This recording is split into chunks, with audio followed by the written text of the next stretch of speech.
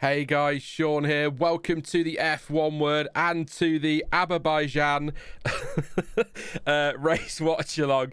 How are we all doing this Sunday? I tell you what, I'm so excited for this race. After yesterday's qualifying, my God. Alfie in chat missed qualifying yesterday and is horrified by what we've done by causing such chaos. It was absolute madness yesterday. And I'll repeat the point that I said. If you didn't catch it yesterday, if we get a race that's half as dramatic as yesterday's qualifying, we are in for a very fun afternoon. Just to let you know, Isaac Hadjar seems to have some sort of mechanical problem. His car is on the grid. He is not. And the team are working on it now. So hopefully he's going to be okay going from 8th on the grid. I'll go through the grid and the strategy and all that in just a moment. But we'll do some shout outs in a second as well. So hopefully Hadjar's okay because it's... yeah. John says, I like your head. Sorry, you've thrown me, John. I have no idea. Is it the lack of hair that's doing it? Have I got something on my head? Yeah, but thank you if it's a genuine compliment. And if it's not a compliment, completely understandable. Hey to Alfie, like I say, says, hey all, I missed one quali session and there's a Williams and a Red Bull or an RB in the top 3. What the hell happened exactly? Anushka then explains that. Hey Anushka. Ewan says yesterday's qualifying was the most crazy qualifying session ever. It felt like it was chaos. 2 hours yesterday we were waiting for that to get going. How long was it? An hour and 45 minutes before we got to Q2 or something? It was ridiculous. Hey Pascal says good morning Sean in chat. Let's hope for a cracking race. Fingers crossed. Luke is rooting for Piastri today. Hey to Michael as well. Said good crack 30 in the morning Sean. My eyes are like sandpaper. I guess it's quite early for Michael there. It's still morning here, and although many of you will say that, you know, nearly 20 to 12 is the middle of the day, Sean, come on. It's still quite early for me. Hey to Tim, hey to Fudd as well. Tim is rooting for Yuki. Hey to Craig. I said hey to John, so I'll say hey again. Other John says they used up all the chaos yesterday. The race is going to be a train. Hopefully not, John, and hey to you as well. Hope you well. Hopefully we get a good race. But let's have a run through the grid and all the strategy. And you're in for a shock with strategy. I did warn you yesterday. So the grid, Max Verstappen will start on pole position. What an opportunity today to at least raise the question of a potential shock title charge. I don't think it's going to happen, but let's see. Carlos Sainz in P2, yes, really. With Liam Lawson in P3, what a session those who had yesterday. Kimi Antonelli 4th. George Russell 5th in the Mercedes, so good stuff there from Antonelli qualifying his teammate. Yuki Tsunoda up in 6th place with Lando Norris 7th, Isaac Hadjar 8th with that problem on the grid at the moment, Oscar Piastri 9th, and Charles Leclerc 10. As I said yesterday, a bit tongue-in-cheek, but Oscar Piastri yesterday in qualifying left the door wide open for Lando Norris, and Lando Norris walked straight into it. So it didn't really work out in the end for him, did it? But Charles Leclerc a shunt at turn 15 as well. So many red flags. I won't go through them all from yesterday because we've done that already in the last 24 hours. But Fernando Alonso 11th, Lewis Hamilton only 12th, Gabriel Bortoleto 13th, Lance Stroll 14th, Ollie Bearman 15th, Franco Colapinto 16th, 17th for Hulkenberg, 18th for Gasly, 19th for Albon, and 20th for Ocon. Now, I believe Oscar Piastri has taken a new chassis, I think, but I imagine it's like for like given that he's starting 9th. We'll have a look in a moment in the FIA stuff. I think Ocon's does something similar as well. I might be wrong, but we'll have a look in a moment in the FIA stuff. In terms of strategy, I'll take you over to the strategy screen. Just bear in mind, once again, Pirelli have come here with softer tyres in the bid to try and get us a multi-stop race and give lots of options over. But they are your options. One stop, or one stop. So that's worked again. Also would like to point out that if we were to follow that strategy, the medium, put the medium on, pit on lap 16 to 22, then put the hard on, that is only, if they pit on lap 16, 1 lap difference to last year. So that's not worked, has it at all? The second option is hard tyre, basically reverse that first strategy, run that to lap 29 to 35, then put the mediums on, or you can have a go on the softs, 10 to 16 laps on that, and then the hard to the end, or I suppose you could reverse that one as well. But yeah, the medium to hard or hard to medium, probably the most likely way they're going to go. I did say that yesterday, but like I say, the fact that Pirelli come into these weekends trying to improve strategy options and we keep getting the same ones, I mean, that's almost identical to last year's winning ones, so yay, it worked. If you're interested in tyres, by the way, this is a low-res image, so apologies for this. It's the best one Pirelli had, so it might not be great. But yeah, you can see there that everybody with at least one fresh set of new hard tyres. In fact, McLaren, Ferrari, Red Bull, Mercedes, and Aston Martin all have 2. So do Sainz, and both of the Saubers. So that's something. New mediums for the two McLarens, but not for anybody else at the front of the grid. Hamilton in 12th will have a couple, and the Ferraris do have a fresh set of softs, and so do Antonelli, Stroll and Alonso. So just sort of those drivers I want to keep an eye on that left-hand side today. That could be an interesting one. So yeah, but there's your strategies and your tyres. One stop as expected, but yeah, I did just want to check the FIA page. I meant to leave that open today because we keep trying to remember to do that, and I keep forgetting. So car 81 and 43. Let's have a look. I don't know what that's happened. What's that done? That's not opening for me. Why won't you open for me? Open, please. I can't get to it. I'll have to go to the website. Sorry about that. Usually it does actually work, but yeah. So Oscar Piastri has taken the new chassis after his Baku crash, but avoided the pit lane start as McLaren fitted the same spec parts and didn't make any setup changes to the car. So he's not broken part firme as such. Well, he hasn't at all, has he? So that's why he's not taking a penalty for the new chassis. So yeah, there we go. So new chassis, but like for like, new parts, no setup changes. He can still keep his place on the grid. A new chassis sounds like a massive change though, doesn't it? So quite surprised there, but there you go. That is the way it is. Right decision as per the regulations. But yeah, I'll take some questions. We'll do questions and that for the first part of this stream, as we often do, of course, when we do this. But I guess you're all going to want to talk about yesterday more than anything, because it was quite a dramatic day. I did see a few people actually had a couple of comments, and there were some people towards the end of the stream yesterday in chat saying that they were quite angry about yesterday's qualifying, and they thought it was a farce and a clown show and disgraceful. And I just, if anybody has that opinion, I genuinely would like, not for you to explain yourself, but for sort of an explanation as to why that's how you feel. Because I can understand it was a bit of a clown show yesterday, but it was still, from a viewing perspective, yes, chaotic, but still thoroughly entertaining. So I'm just intrigued as to why, if you did think it was a load of crap yesterday, why you've sort of come to that conclusion. I'm just intrigued. It's just really not the take I expected to see. I thought a lot of people were like, all right, fine, that was ridiculous, but my God, that was great fun. But a few people not totally happy. So Bruce says it's 7:42 where he is. No. I respect you for being up that early, Bruce. I appreciate that. Thank you. But yeah, so maybe today, like Dennis says, today nothing will happen. We often get that, don't we? Get a bit of a chaotic qualifying. We all get excited, and then we get a DRS train and nothing happens. I have to say the F2 race this morning was okay. It wasn't bad. It just wasn't amazing. But we'll see what happens in F1. Totally different situation, of course. Totally different cars. I don't know what the weather's going to do. It doesn't look as though we're going to see any rain at all. I can go to the official FIA thing and let you know. I can't show you it, but I'll let you know what they're saying. No, thanks. So less than 20% chance of rain is what they're saying for the race start. Race is between 3 and 5 p.m. local time. So yeah, there's no less than 20%.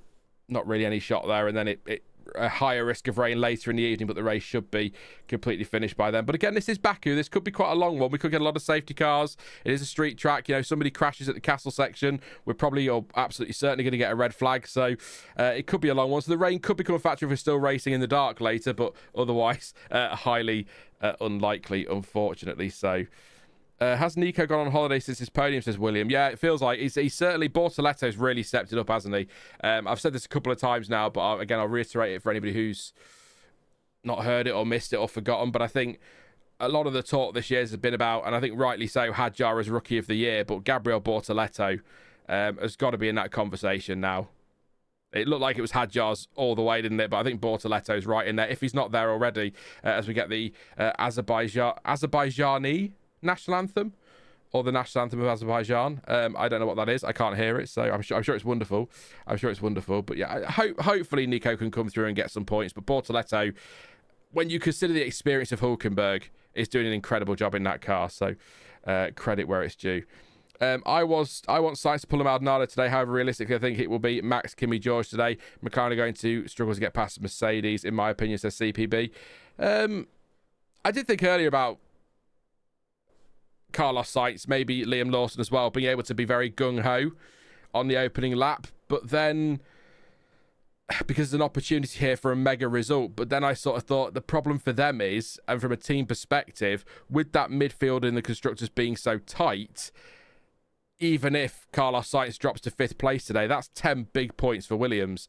So he can't afford to go sticking a wheel in on Max Verstappen and getting knocked out of the race and losing the potential at huge points. So it's a little bit of a shame that it's so tight. It's like if Williams were long gone, it probably wouldn't be so bad. So,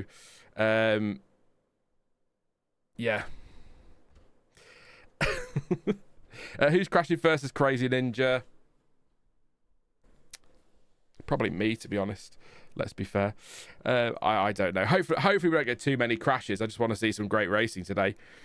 I think Johnsy made the point yesterday, actually, it was a really good point, to be fair, that we tend to get chaos in Baku and not necessarily great racing. And we all sort of mix the two up. And it was a great race when actually it was just chaotic and dramatic and lots of safety cars. It would be nice to have a really great... that kid was really banging out that national anthem. Good to see. But I was just going to say, it'd be nice to have like a really great race in Baku that isn't reliant on drama and chaos, and we just get lots of side-by-side action, close racing, and maybe even some overtaking. But we'll see. But like I said yesterday, Baku tends to go one way or the other, doesn't it? So, did you watch the WWE WrestlePalooza? I did not. No, I haven't watched any wrestling since I was about 10, and I'm now only 15. You know, so. So it was quite a few years ago is what I'm saying. First crash, Franco Colapinto, says Bruce. It'll be good for Formula One if there is a good South American driver on the grid, says Ewan. I don't know if I mentioned yesterday, actually, by the way, they have extended Baku's contract by like 4 years. I'm not really 15, no. I'm a bit more than that. Add on 25 years and you're nearly there. But yeah, no, it's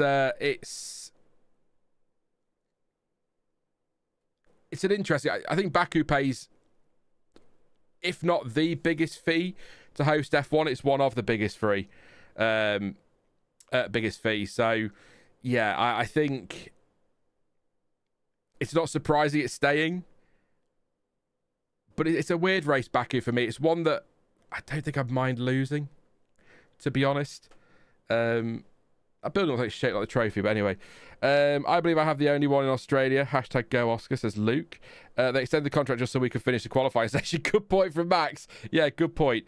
I have said it before and I'll say it again that Max level is driving at and has been driving at since 2019 is something only 2 to 3 other drivers ever has reached for that length of time. I had a chat with Thomas, Channel OG, over on Discord months ago now.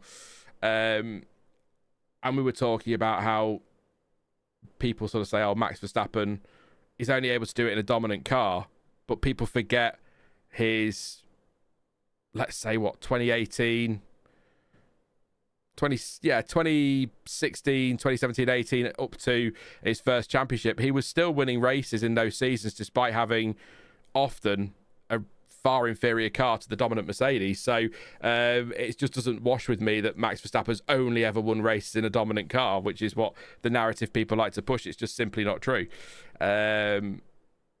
You know, the battle he had in 2021, even the early stages of 22, the fight in the back end of last year, he can do it in an inferior car, and he's proving it again this season. So Max is going to be one of those. I suppose you could say for most world champions, to be fair, but he'll be one of those that isn't truly appreciated until he's long retired, I fear. Hey RC, hope you're well, mate. Yeah, that last night was more stressful than it needed to be, wasn't it, RC? That should have been done by half time, but there you go.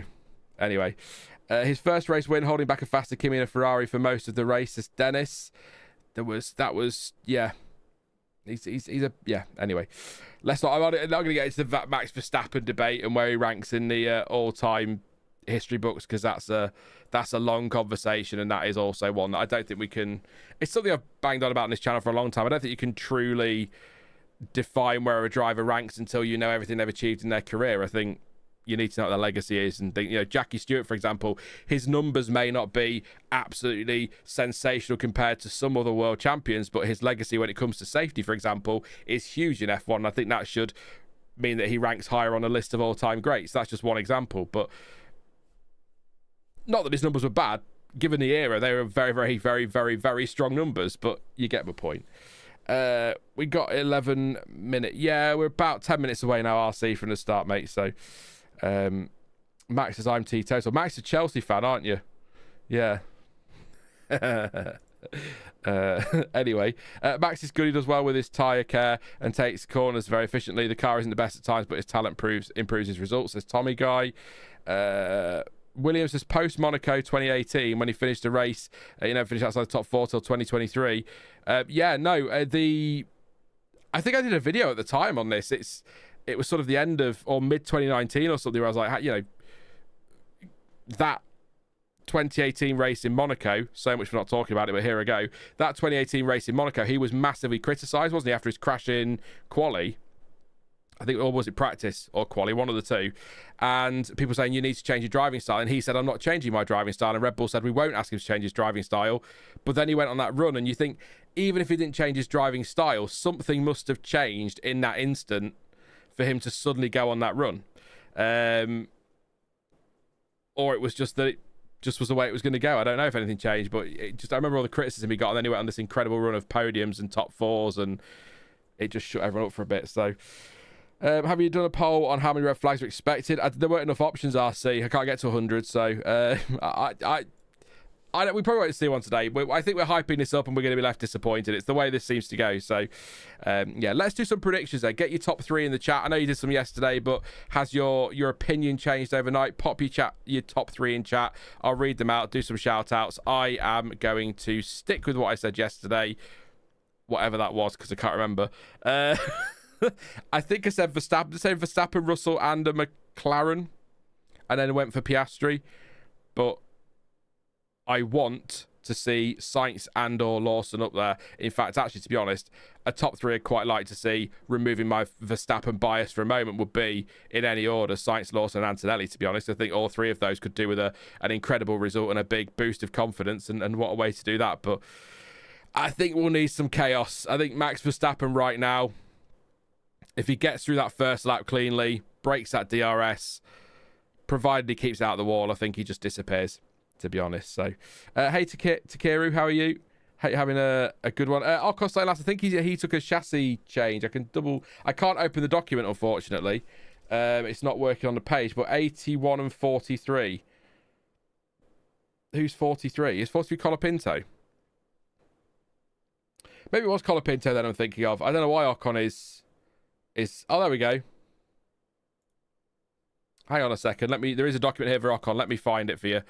So the stewards received a request from Haas to allow Ocon to start the race. The stewards grant permission for Ocon to start the race.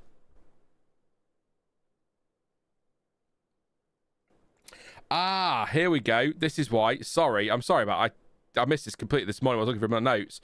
Car 31 was disqualified from the qualifying classifications after failing rear wing main plane tip deflection tests. So the FIA representatives described, oh my God, the test procedures user reported that the distance between the two sections of RV RW profiles and RV RW tip inboard of Y equals 525 whatever, vary more than the permitted 0.5 millimeters. It was 0.6 millimeters on the left side and 0.825 on the right side. Calibration of the measurement instrument was verified and valid. Team conceded that the test procedure as outlined in the regulations had been followed and explained that the discrepancy was a result of problems with the production of the assembly of the specified parts. They're not appealing that. So he was disqualified from qualifying. That then puts him back of the grid, but obviously actually technically you're thrown out. They then have to request that he's allowed to start, and they've said yes. So there we go. Thank you for raising that, because I missed that this morning. There was a lot of stuff I was reading through before this stream and I completely missed that one. So I appreciate the heads up there on why he's last. But it was, I don't know what all that means. Basically all we need to know as fans really is that his rear wing failed the test, and so he was disqualified but allowed to race. So that's why he's last. There we go. Just to drill this down for the last time today, Max has not finished a race outside of the points since Belgium 2016. CPB says prediction. That was from William, by the way. Prediction says Max 1, No, CPB says prediction, Max 1, Kimi 2, George 3, Sainz 4, Yuki 5, Hadjar 6, Lawson 7, Leclerc 8, Lewis 9, Alonso 10, Lando and Oscar will do a Danny Rick Verstappen 2018 and collide. Ooh, drama. Thank you for those that got there with the Ocon stuff before me, but I wanted to read the document as soon as I saw it. So, Anushka's going Verstappen, Russell and Sainz. Dennis has gone for Verstappen, Norris and Russell. William says Verstappen, Russell and Antonelli. Max, Norris and Russell for RC. Anyone putting Norris or Piastri on the podium, by the way, including me, obviously is expecting a good race today and some action, so that's good to see. We're not totally skeptical about this one. Chaos, Norris, Lawson, Tsunoda, Snore, Verstappen, Russell, Piastri says Fud, so I went with a Snore fest then. Tommy says Verstappen, Antonelli and Russell. Verstappen cites Antonelli and some points for Sauber says Pascal. Takiru says Norris, Piastri and Russell. And Colin, hey Colin says Lawson, Antonelli and Norris. Hey to Kieran and Luke, by the way, I missed you earlier, so hope you're okay. Hey to Kevin, just turned up as well. Where you been? My cat says Stroll is going to win, so there you go. And Baby Spice, hey Baby Spice says Norris and Piastri as a top 2 there. I'll stick with what I've said, but yeah, let's get everything set up then. So we are obviously. It should go without saying in 2025, but I'll say it anyway. No on-track footage for obvious copyright reasons. Lifetime provided by the awesome folks over at Multiviewer for F1. You can check out a link in the description if you want to go and customize your viewing experience with as much or as little data as you'd like. It is free to download the app. It is free to sign up to the app, but you will need some sort of F1 TV subscription. So F1 TV access is fine. That's what I use, and that's £2.29 a month in the UK. So thank you once again to those guys for providing the timing for this and for the season to this point. We'll leave it at that. So much.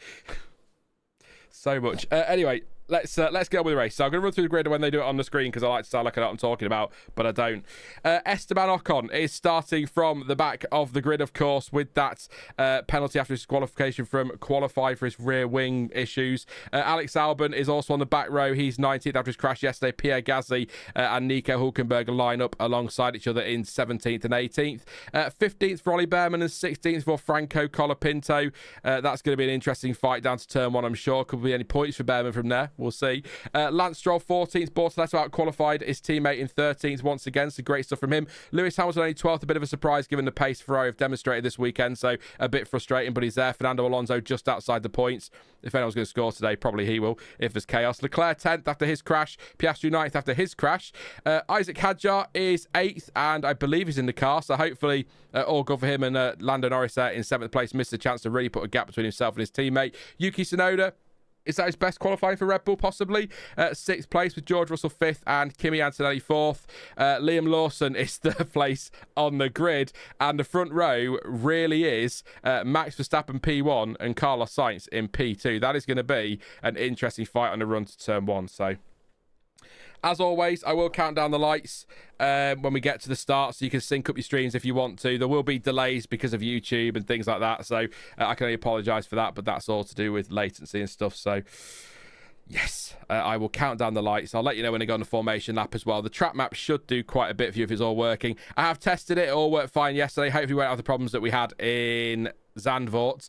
If it does crop up again, though, and we end up 10 laps behind and it won't reset and I can't do anything about it, then that's all on Multiview. Unfortunately, there's nothing I'll be able to do from there. So you just have to rely on my wonderful description of what's happening.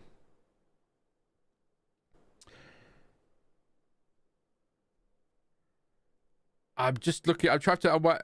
Oh, it's there. Sorry, I couldn't find my. Yeah, so track temperature 27.1, air temperature 20.6, 10% chance of rain is the official line, and we've got the wind coming in from the north east-ish at 5 kilometers an hour, so not quite as bad as yesterday, but still I'd imagine bad enough. It was very gusty yesterday, and I wonder if that's what caught a lot of drivers out with all those red flags. Max Verstappen ready to go for it here. The Louis Vuitton trophy there. Very nice. Oh, it lights up. That is quite cool. I'll let you have that one then. I might have to steal that. We've got 2 lights on the gantry. The tyre covers are coming off. The tyre warmers are coming off now. Ready to go for this one. Obviously, they need to be off the grid before the 15-second mark. And then we'll be ready to go. So I think Hadjar's okay. Hadjar's there. The car is there still. So he's okay to get going. Whatever the issue was, they seem to have sorted that out. So that's good news. Don't forget as well, if you're watching on Sky, no Crofty this weekend. It is Harry Benjamin. And is it Karun Chandok in commentary with him? I assume.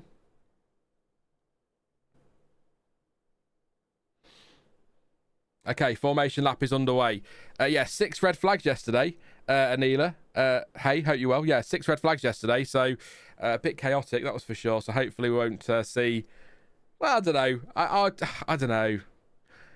I'm usually a bit more of a purist in the sense that I just want to see great racing, but when it comes to Baku, I don't mind a weekend of just chaos. So I don't mind a bit of chaos today. If we have to have that, that's fine. Mixes it up a bit. Singapore in a couple of weeks is going to be long. Very long. Yeah, which should be good. I guess turn 1 is the place for change, says Tommy. Yeah, that's the best spot for overtaking. It's quite a short run off the line, so when the lights go out, quite a short run to turn 1, but it's quite a blast because I mean the start finish straight officially is after turn 20 down to turn 1, but actually really I know there are kinks and corners there, but you can probably count 16 all the way down to turn 1 as the start finish straight, because you're flat out pretty much. You are flat out from turn 16, so it's going to be tough to keep cars behind if you don't break the DRS, but if you end up in a DRS train, you might be okay. Turns 8 and 9 along the 12th century Baku walls are the narrowest point on the F1 calendar. I believe I read 7 metres. So like I say, anyone goes into the wall there, we're probably getting a red flag. Did that happen in F2 a few years ago? Can't remember. Tyres. Verstappen, fresh set of hard tyres. Carlos Sainz, a used set of mediums, as is Lawson and Antonelli. Sainz 5 laps on those. Lawson 6 and Antonelli 5. Fresh hards for Russell and Tsunoda. Fresh mediums for Norris. It's a used set of mediums for Hadjar. 4 laps on those so far. Piastri has a fresh set of mediums, so no split strategy at McLaren. Leclerc and Alonso, both on used mediums, 3 laps apiece on those. Hamilton and Bortoletto, fresh hards. It's used mediums for Stroll, 3 laps on those. And then it's fresh everything. Hard for Bearman, medium for Colapinto, hard for Hulkenberg, hard for Gasly, medium for Albon, and hard for Esteban Ocon at the back. Ocon maybe is going to run very, very long today. Probably not a bad idea. Can you add an extra column to most of you would like to see position difference for the day? I can't actually add them to the one on stream. I tried this a few weeks ago because I wanted to add the difference and I wanted to add the DRS, but I can't change that. They are the only columns that they allow me to have with the link that's been given for streaming, unfortunately. But I can let you know if you ever want to know, Dodge. If you ever want to know how many places the drivers made up, I can just let me know in chat and I'll let you know, give you a shout. And I'll try and keep on top of who's made the most places throughout. But yeah, I did try the other week and it won't. I tried to put the logos there as well, but it wouldn't let me. So doesn't Yoss have a life? He comes to every race. Yeah. Please to drop a like as well. Yes, get that out of the way before we get started for the race. I'd love to get to 100 likes. I always like to get to triple digits for these streams. It does help in the algorithm. So if you could drop a like and then I never have to ask about it again, that'd be massively appreciated. We could just focus on the race then. So thank you for your support. Today and over the course of this season. I don't know if Yoss has a life, but I have to say, if I had a kid and he was racing in Formula One, I'd probably be there every day as well, because, you know, free tickets. Why not? Yeah, hell. Our temperature's low. Any comment on the track? Temperatures are... So track temperature 26.7, air 20.5. So the air temperature is about the same as yesterday. Track temperature slightly higher than yesterday. So thank you, Baby Spice. Appreciate that. So yes. Track looks... It didn't rain too much overnight, I don't think, but let's see what happens here. Rain isn't expected today, 10%, like I say. The last car's lining up, the flag at the back. We've got 1 light, 2, 3, 4, and 5 lights. It's lights out and away we go in Baku. It's a very good start for Max Verstappen. Sights away well, as is Lawson as well. In fact, the top 3, pretty much no issues at all into turn 1, and that is Norris side by side with Yuki Tsunoda in the background. Tsunoda not giving an inch there. He's going to have to keep him behind if he can. Having a go at George Russell, and we're going to see everyone through. We've lost a car. Piastri's down to the back of the grid. Piastri's last. What's happened to Piastri? I didn't see if he was slow off the line or had a mistake into turn 1, but something's happened there to Piastri. They're saying jump start in the chat, so we'll see what happens as Norris goes down the inside of Charles Leclerc. A big opportunity now for Lando Norris to really take a dent out of...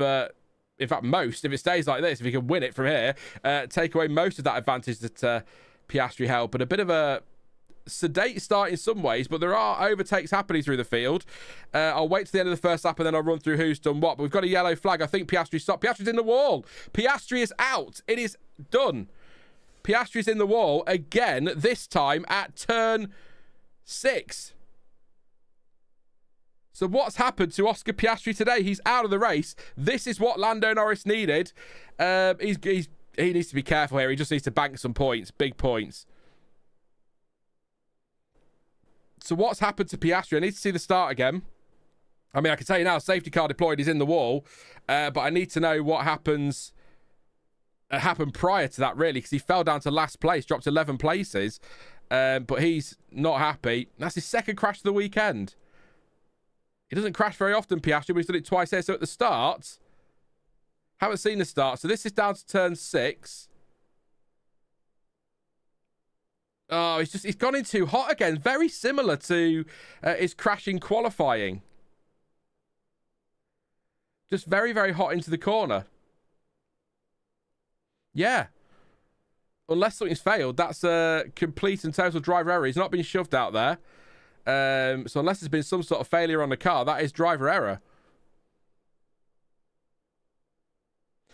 I think, look, we can talk about this afterwards. We can talk about it later, but in that situation, I mean, he kind of got away with one yesterday. He just needed to be careful today, didn't he? Even just follow Norris home. He didn't need to do anything crazy, but maybe putting him on the back foot after what happened at the start is why he's gone in hot there. I don't know, but let's wait and see. Long way to go in this race, and we've already got a safety car. Welcome to Baku if you're new to F1. Into the pits, by the way, come Ocon and Albon. Are they thinking, do they have damage, or are they thinking of trying to run to the end? Yeah, I don't think you get the medians to the end from there, but it's a stop out of the way, isn't it? So it opens up possibilities. No damage, no change to front wings as far as I can see. So they look like strategical moves from those two drivers. So maybe a bit of management of the safety car. They might be able to, but really starting on the mediums and going to the hards would have been the way to go. Let's see later. Remember lap 2. Ocon and Albon pitted. Let's see what happens. So what happened? Do we know? Does anyone actually know for sure what happened to Piastri off the line? We still haven't had a replay.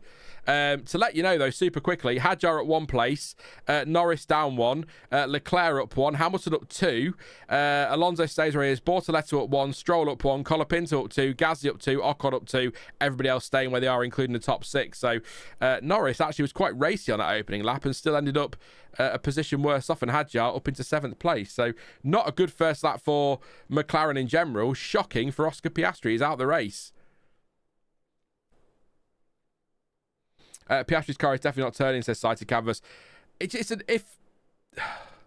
Like I say, either... Like, you may be right, Sighted Canvas. I'm just saying that either something broke on the car or wasn't working on the car, or he's just gone in too hot and it's complete driver error. So that's why I want to see some replays, really, and see what happens. But if anybody gets any quotes from Piastri, from the media pen or anything before we get them on stream, then let me know and I can easily let you know. But that is his point streak. Oh, no, Piastri didn't get away. Piastri just bogged down. In fact, I'd say bogged down. Didn't even get going off the line. I'd like to see his on board there. But he just didn't get away at all. He's in the middle of the pack there as well, so people did well to avoid him. So suffering with something off the line, Piastri. Immediately.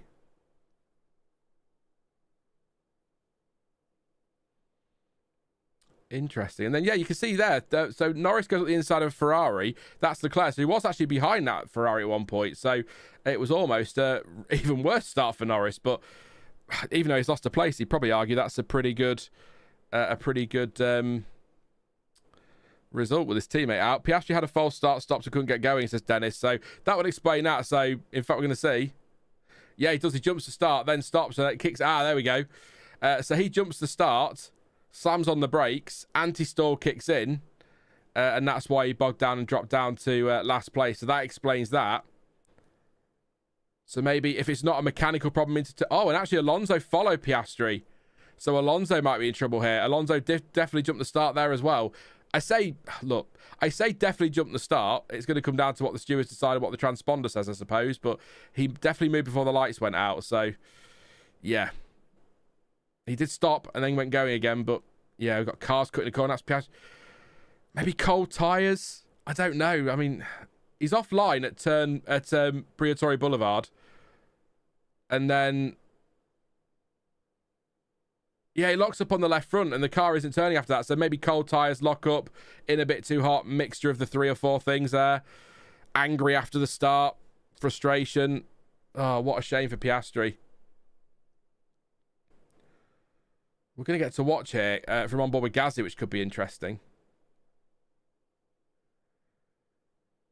I mean, maybe it's not turning, but I just think he's gone in too hot there. Oh, and actually, it was contact between the Sauber of Hulkenberg and Ollie Bearman, I believe that is. Or is it Ocon? Maybe Ocon. It's Ocon. Yeah, it is Ocon because he's further down, isn't he? So, yeah, not... is it big contact? Oh, yeah, a bit of a wallop. So maybe that's why they pitted Ocon then, just to avoid any risk of a puncture. Or maybe they got a slow puncture, I don't know. But that was a sloppy moment for sure. We are clearing track sector 6, so the car is gone now. They'll just wait to get started again. But, yeah... New Armenia band says that so stupid from McLaren. I just hate this team. I imagine a number of McLaren fans frustrated, but McLaren pushed the button, says Craig. Yeah, get your conspiracy theories in. Why not? They are having to repair the barrier, so we might be waiting a little while. It's Tech Pros, which should push and effectively clip back into place. So, yeah, big opportunity for Lando Norris, this. Big opportunity.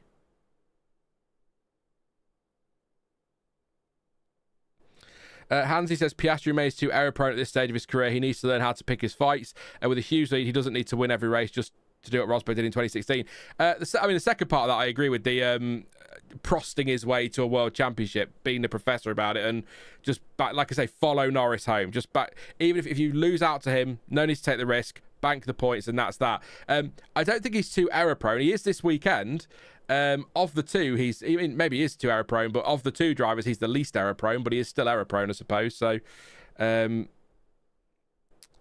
yeah, Piastri's going to get investigated for a false start. He's been noted, which is interesting.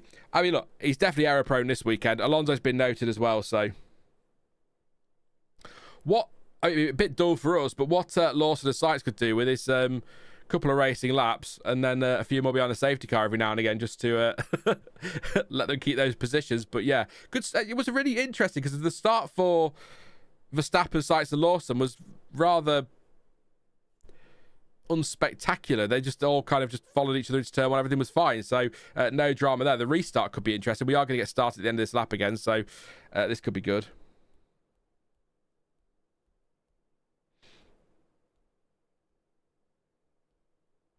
Safety car in this lap. Right. Look, if we want to lose Norris, both Mercedes, both Ferraris, both Red Bulls from this race, that's fine. Let Formula 1.5 have the weekend. Why not? That'd be dramatic, wouldn't it? Good fun. Thinking Monza 2020, Gasly versus Sainz versus Stroll. That'd be good. Yeah, it'd be a rolling start because it's just a safety car. If it was a red flag, it would be a standing start. Would it be a safety car? It's a rolling start. So Max will start to back them up now on the exit of turn 15. Or Vettel, as it should be called, or Hothead, as it should be called. So Piastri is on investigation, and so is Alonso. So Piastri might yet get some sort of grid drop for the next race, which would be double whammy, wouldn't it? Or triple whammy, I suppose, after his qualifying mistake yesterday.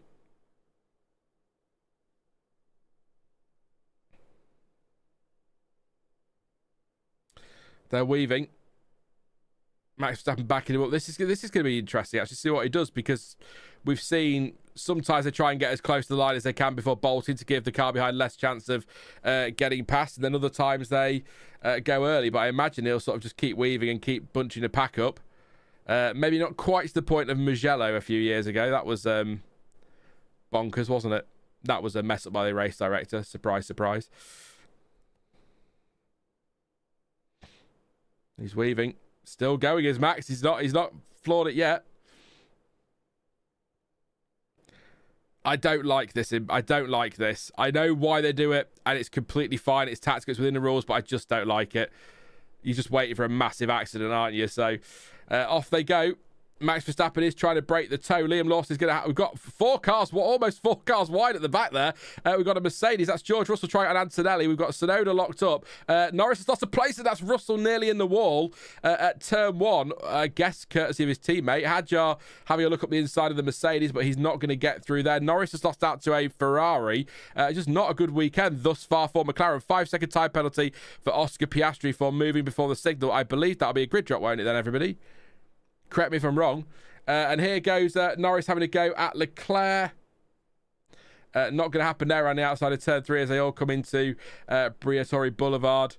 It has to be called that. It has to be. That's your fault, chat. Hamilton's having a little look at Norris. Won't get through there. And then we've got an Alpine pulling out. Alonso's got a 5-second time penalty. He can serve that in the race, of course. That was for a false start as well. But I think if you don't serve a time penalty or a stop-go or a drive-through in a race, or you can't serve it, sorry, because you're out of the race, I think that converts to a 3-place grid drop. I think. It may depend on what the penalty is as to how many, but yeah, I think it's 3. I'm not going to sit and go through the rule book during the race, because, yeah. Verstappen has broken the DRS, 1.5 to Sainz, who's 9 tenths clear of Lawson. Tsunoda now to P5. Doing a good job there. Norris still sandwiched between the 2 Ferraris as Lewis Hamilton's back end kicks out on the exit of turn 15. Love seeing cars a bit sideways in there, even if it does give me squeaky bum time. Hansi said there will almost certainly be another collision today. I'd be surprised if there wasn't. Lando Norris now going to have a go. He's going to have a go at Hadjar because Leclerc's just passed Hadjar. And there goes Norris down the straight, side by side. Hadjar is on the inside, Norris to the outside. No DRS yet, of course. Will Hadjar leave it in there? He's thinking about it. He's thinking about it. He's still thinking about it. And it nearly ends up in contact, but just enough space there. Hadjar give it a go, but not quite. There goes Hamilton to the outside of Hadjar at turn 2. Not going to happen there. That's done. Incident involving Hulkenberg and Ocon has been noted. That was that first lap collision I mentioned earlier. Hamilton's got the DRS on Hadjar. Will he ever go into turn 3? He is around the outside. That was nice and easy. Although, no, it wasn't easy because Hadjar came straight back and even took it back. There you go. It looked easy, but it wasn't easy.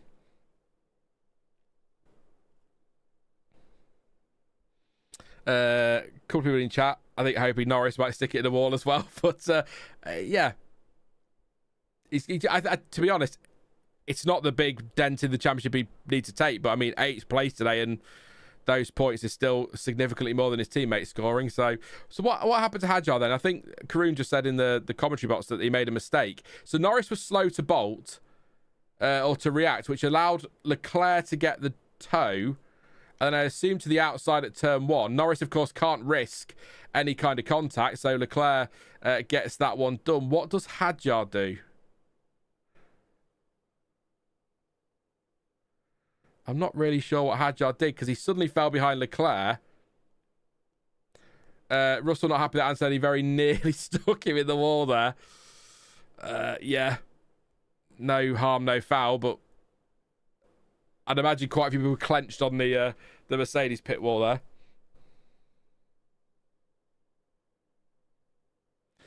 So, actually, I have to say... I don't have to say it. I'm going to say it. Verstappen only 1.5 clear of Sainz. It was 1.4 a lap ago. So Sainz's race pace is not bad here. Yes, he's getting the toe, which is inevitably going to help him. But it's not like Verstappen's disappeared, which is interesting. He might be managing. He's got the harder tyres on as well, so that might be a factor.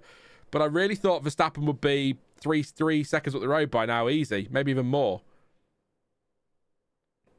Oh, Tsunoda and Russell are all over each other there. Russell all over Tsunoda, who's sort of falling back off the back of Antonelli now. Which is frustrating. Alonso on the radio being told about his penalty, and he said... Okay, he says, yeah, copy. I reacted to Piastri, sorry. So I like that in a driver.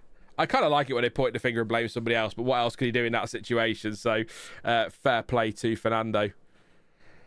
I hope Matt's going to be second on the standings. Oscar going to win the World Drivers' Championship, says new Armenian band. Alternative Verstappen is just managing harder than Jurgen Klopp at the best of times. Yeah, I do wonder if I'm just thinking tyre management, get those hards as far as possible.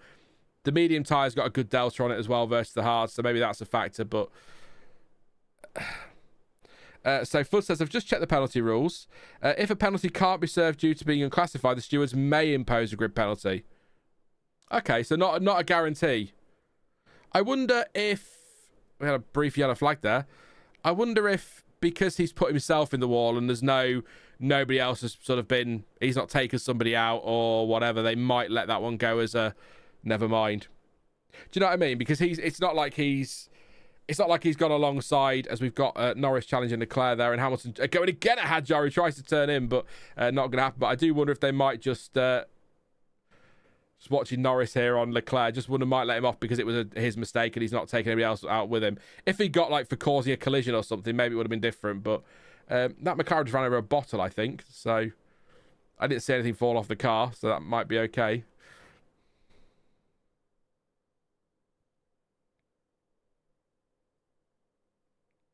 They're talking about the constructors in commentary. I didn't even think about that because it's done anyway. So, not an awful lot to get excited about there, with respect. So Hadjar did come back across around the outside, trying to get back at Hamilton, but it didn't quite work out in the end. So Hamilton is through into 9th place, up 3 places from the start. Has Antonelli got DRS on the back of Lawson? He has, yeah. He's within 7 tenths. The gaps at the front between the drivers. Verstappen 1.6 to Sainz. Sainz 1.8 to Lawson. Lawson 8 tenths back to Antonelli. Tsunoda 1.8 behind. And Russell right on the back of Tsunoda, 6 tenths between those two. Norris is right behind Leclerc as well, by the way. 8 tenths of a second there. So as it stands, the championship continues to Singapore because it's just so close. 621 will play 288, and we're talking about the championship fight continuing. Goodness me. Bortoletti up to 11th. Pascal getting excited in chat there. Up 2 places, 2.4 behind Hadjar, 9 tenths clear of Alonso. Of course, that's that 5-second time penalty for jumping at the start. Verstappen does the fastest at 1:46.1.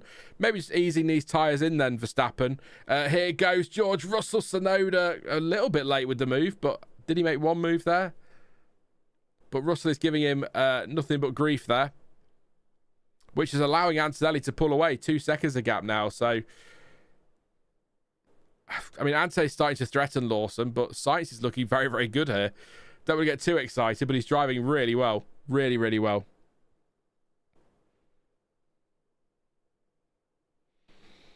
Yeah, Oscar's weekend seemed to snowball, didn't it? In a negative way. It didn't keep getting better, it just got worse as the weekend went on. Every driver's gonna have a weekend like that from time to time, so or pretty much every driver. So maybe that's his for the season.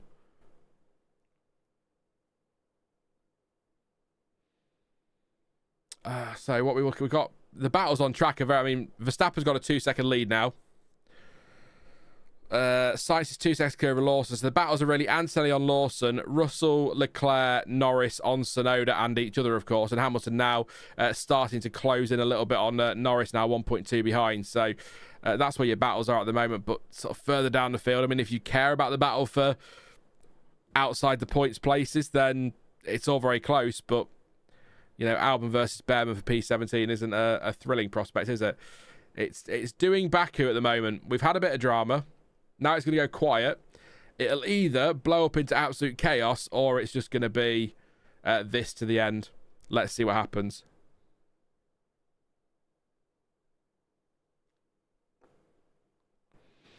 Russell's closing on Tsunoda, who goes defensive. Russell will have a look to the outside, and Tsunoda says, no, mate, you're not. Will he cut back underneath? No, he won't. He's going to get the run at turn 2 here. He might have a go to... Oh, Tsunoda is super aggressive in defence. I think this is fair. I've not seen Russell on the radio having a moan, so if he's not moaning on the radio, it's generally fair. This, of course, is this where Sainz and Perez came together last year? So here goes Russell. Is he going to get through? Tsunoda might keep it in, but he doesn't know. He backs out of it and thinks better of it. But I feel like he could have stuck it in there and see what happens. But no, Russell is through into 5th place. Tsunoda down to 6th. Williams looking for a podium so far. Hope I don't jinx it, says Chef. Yeah, I mean, they're looking good, aren't they? Sainz is just driving really well. His lap times are, half a second slower than Verstappen, but you'd expect that. But he's got the gap to Lawson, broken DRS. I think Russell's the threat here to Sainz. No disrespect to Antonelli. I think of the two Mercedes, Russell's the threat. If he didn't crash today, he would pass Verstappen, I think. Is that his point streak? Would he have broken Verstappen's point streak? Wow. That's a shame, isn't it? We're on the brink of another record. Damn. There's nothing worse. It's like, whoever Verstappen was on that run for 10 race wins in a row. That fear from me that it might end up staying at 9. I hate it when you get that close to breaking a record and then it all falls apart at the last hurdle. It's like, no! Give us something to celebrate.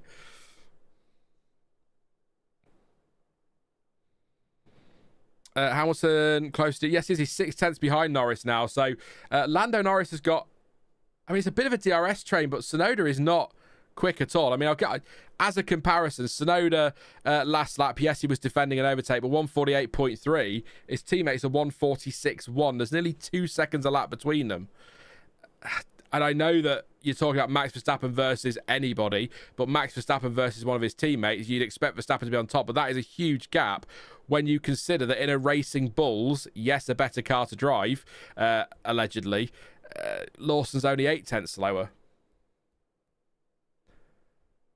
So Verstappen's been told to keep on top of management, which is what we talked about earlier. We thought that's what he was doing, so then told you our plan for the day. So I'm guessing run as far as possible on these hard tyres and then make a stop. Norris looks like he's getting a bit impatient behind Leclerc, having a little look into 7, or pulling out to look. He might be getting out of the dirty air, but yeah, he's got. I think probably a bit nervous now that Hamilton's right behind him, I'd imagine. Yeah, no, Sainz is keeping Verstappen on. He's done purple first sector, by the way, 3 tenths quicker than Verstappen. So.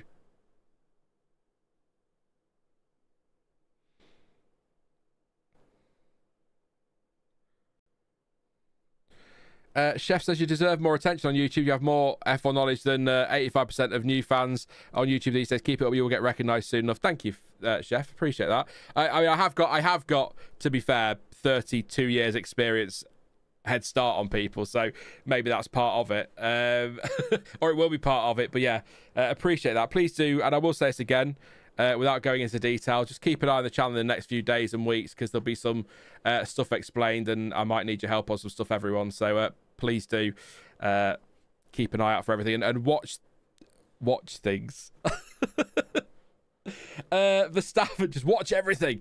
Verstappen 3 seconds cleared out the front, so looking pretty good out there at the moment. So did you go to the in-laws at the end and watch football? I watched the football, Kevin. Chef's has been watching closely since 88. I started in 92, so only 4 years behind you, Chef. So yeah, I started in 92. I actually right at the start of the season, the 1992 South African Grand Prix. If anyone's interested, it was my granddad that got me into it. We were fishing on his boat for the weekend, and he took me we went into the cabin, and he got his little black and white portable TV out, and we sat and watched the Grand Prix with Sunday dinner. So and that was it. I was hooked from day one. Which was, yeah, bless him.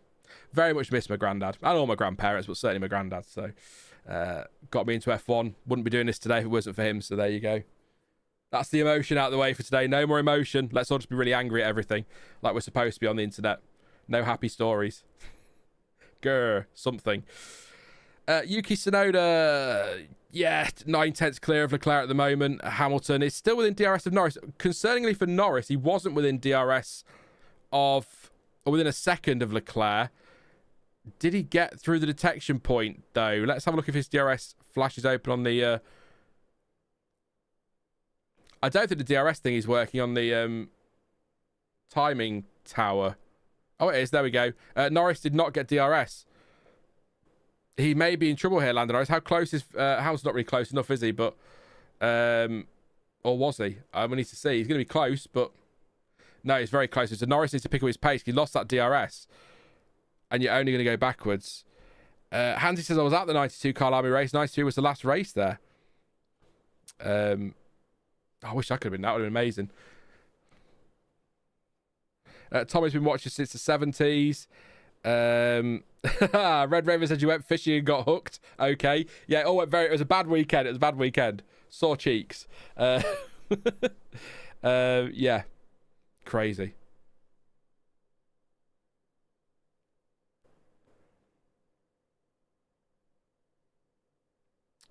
I'm trying to look for a battle that's... I think really we're watching... I mean, Norris is back within a second of Leclerc, but he's right on the borderline there. There is a gap back to Hadjar if he does fall behind Hamilton, so maybe some management could go on there to maybe undercut again. But now Hamilton's not within DRS, so it's really... In fact, all the DRSs seem to be breaking in the top 10. I mean, Antonelli 8-9 tenths off Lawson, so he's on the brink. Russell the same. Leclerc is more than a second behind Tsunoda. Norris is within a second of Leclerc and now 1.2 clear of Hamilton. So it's all sort of falling apart there when it comes to the DRS at the moment. Craig was at Monaco 1990.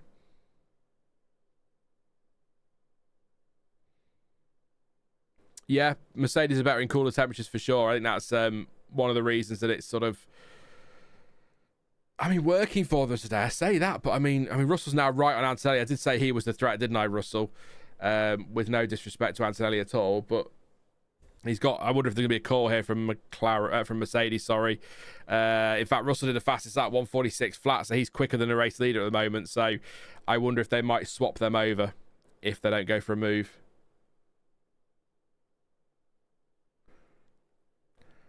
Colapinto up to 13th. Three places up, and he is there we go, half second behind Stroll. I was trying to find where he was on the timing tower there, so he's getting 3 places. Colapinto, could he get a point? I want him to get a point, because it would just be nice to see everybody who is on the grid with a point. Does Doohan have a point? Don't think he does he? So I'll tell you in a minute. He does not know. So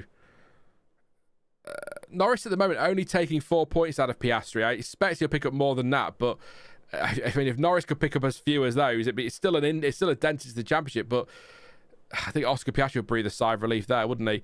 Interestingly, Verstappen actually moves even closer. I think that would put him, if it stays like this, I believe, correct me if I'm wrong, chat, I believe he'd be 69 points behind Piastri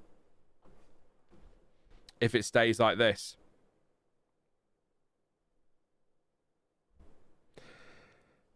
I mean, that's... it's... Yeah, I mean, first of all, yeah, nice. But also, I kind of feel like... I don't know. I don't want to get too excited by that. I think I see rain on George's helmet cam, says Kevin. That'll be sweat, yeah. For sure. It's not raining officially. But Ted says there's some heavy clouds out there.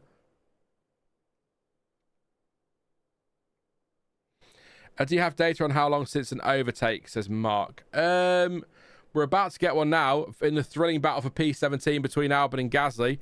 And Stroll has got past Colapinto as well. So there you go. They've just happened. That's your data. They've just happened. But I think it wasn't that long ago that Russell passed Tsunoda. And yeah. Well, you've just got 2 overtakes. There we go.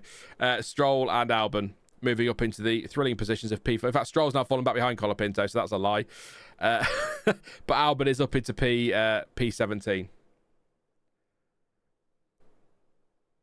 If you're Toto Wolff, do you swap your drivers around here, bearing in mind that Antonelli's had 15 laps trying past Lawson and still hasn't, and Russell is now right in the back of him and clearly the quicker of the two? Or do you just let them battle it out because, you know, not a lot to gain in this season for Mercedes, is there, either way?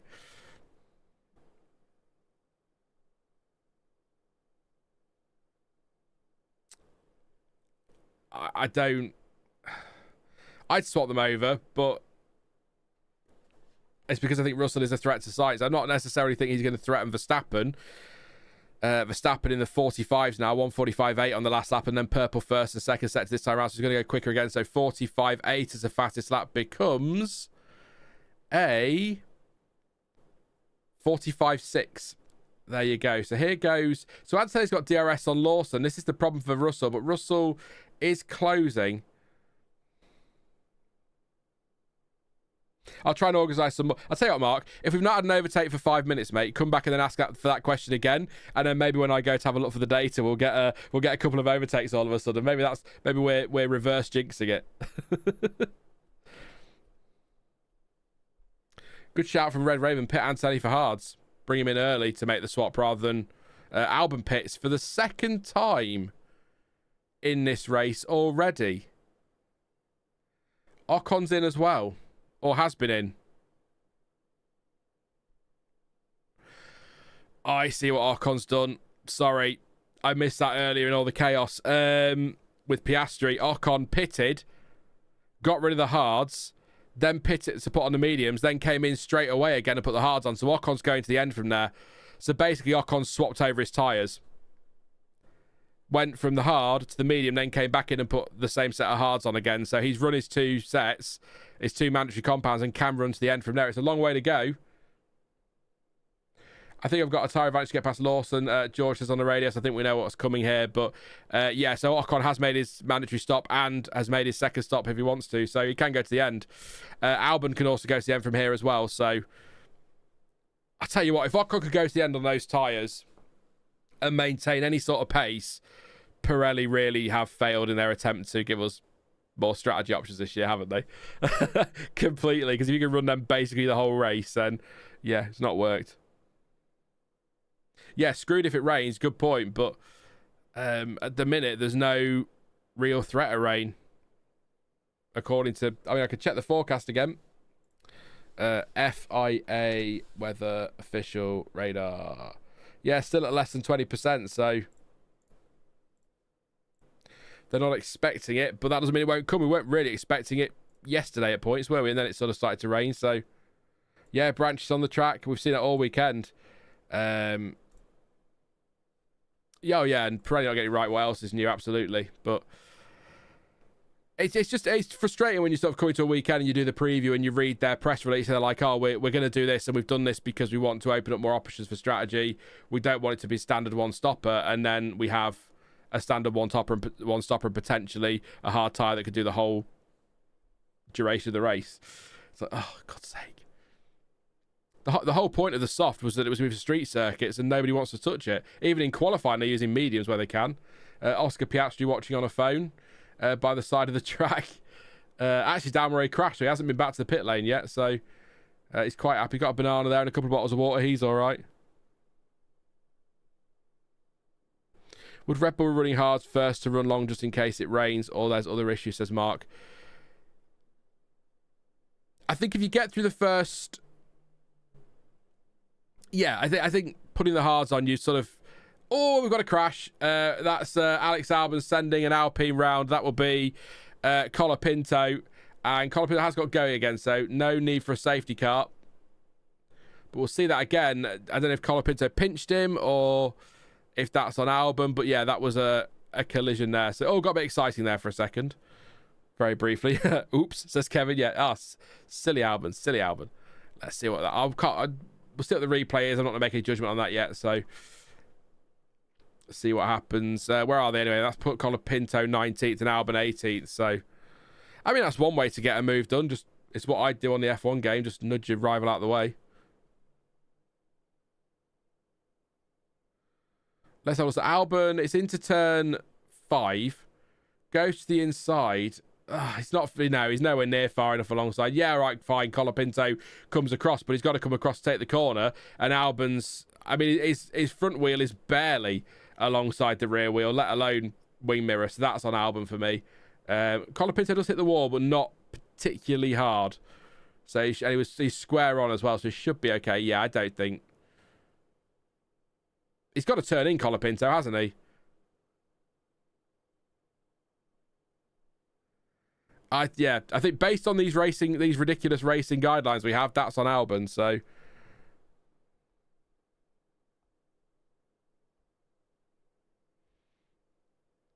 what's the gap at the front? I tell you what, Sainz's pace. He's just gone purple in the first sector. He's 4.5 clear of Lawson. Yes, he's 4.7 behind Verstappen, but his last lap was only 3/10 off, and he's in the 45s. I mean, that race pace is there today for Williams.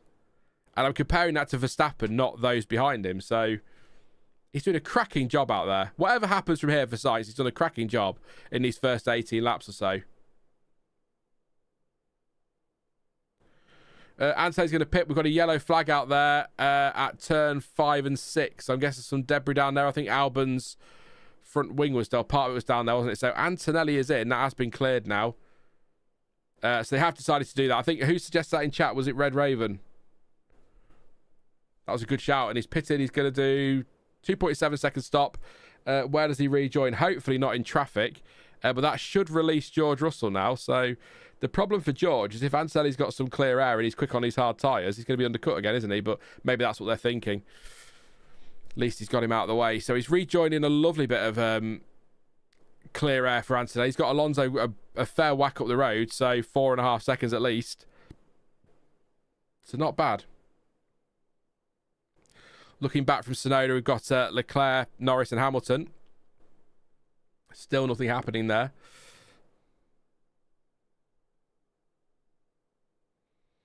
Yeah, good point. You might have to pit again for wing damage. They are investigating that. They've gone straight to investigation after just noting it. So I think they've decided what they're doing here, stewards. Pretty sure we're looking at a penalty for Albon. Lawson will be a sitting duck against Russell, says Hansa. Yeah, I think I said Russell was the threat. And already Russell is 7/10 behind. Let's say 8/10 behind Lawson. So probably going to get a run at him down this straight. So, I mean, would you maybe... lost on the medias, would you pit him, get rid of those tyres? And 10-second tyre penalty for Alex Albon. So that was... The stewards went 12:40, noted. 12:40 and 29 seconds under investigation. 12:41 penalty. So that was pretty slam dunk by the sounds of it. And it looked like slam dunk to me. So I tell you what, Leclerc told to box here. So they're going to try and undercut Tsunoda, or they're bluffing. No, they are actually pitting. But Russell didn't exactly cruise up to the back of Lawson there in that straight. So 1:45.4 from Verstappen and a 45.7 from Sainz. But Russell's in a 45.5. So he could be a threat to Sainz. He's going to have to make up 5 or 6 seconds. But yeah, good pace from Sainz still. So out comes Leclerc. He will rejoin ahead of Stroll and behind Antonelli still. So obviously going to try and undercut Tsunoda and carry a little bit. Not seen Albon pit yet for a new wing, so obviously he's quite happy with it out there. But his pace 47.5, 45.8 is not great. Colapinto really off the pace down there after that spin. He has pitted and changed his tyres though, so maybe easing them in a bit.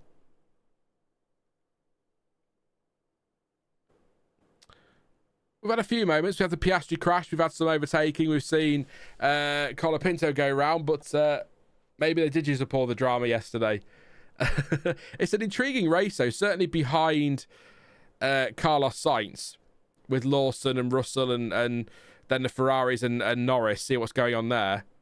And to be fair to Tsunoda, doing well to keep those faster cars behind at the moment. He's not really being hassled, is he?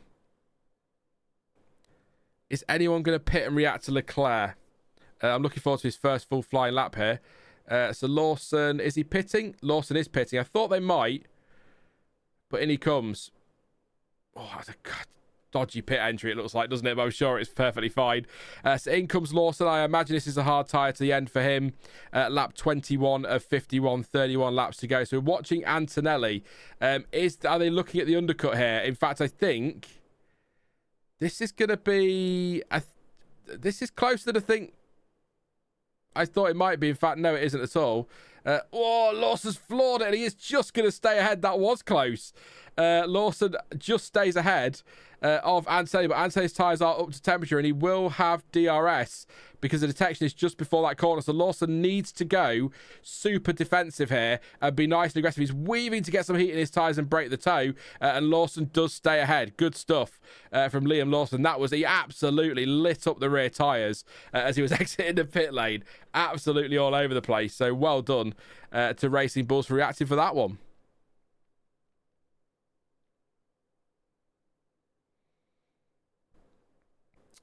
Oh, yeah. Still plenty of time left. Chris says, as a Williams fan, I'll take a boring race until the end. I don't blame you. I don't blame you at all. But Lawson here is going to have to defend against Antonelli. He's all over the road. Sliding all over the place, trying to find a way through.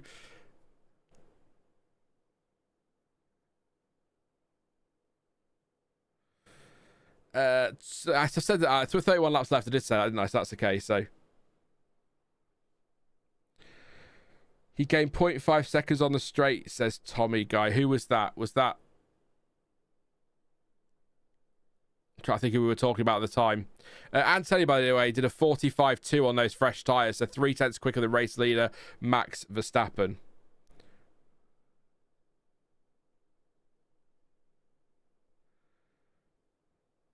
DDFF says, I'm hoping for Sainz to win. He's my favourite, and Williams haven't won in a while.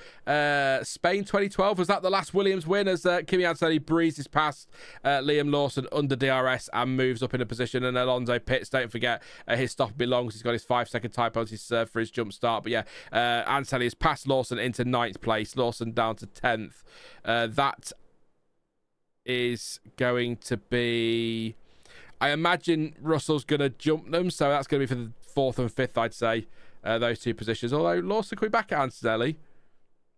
If these two start squabbling, it helps Russell even more, doesn't it? His lap times are good. He's quicker than the leader at the minute, so... and he is closing in on Carlos Sainz. Don't do it, George. Just leave it alone. It's fine. Leave Carlos alone. Maldonado was the last winner for Williams, if I'm not wrong. Yeah, it was 2012, and yeah. I love it when every time I talk about it, Red Raven says Williams' last winner is Pastor Maldonado, and their garage was literally on fire after. That stat needs to go. Yeah, it's the every time I mention Maldonado's win, I have to mention that the garage caught fire, because it's like, well, that was convenient.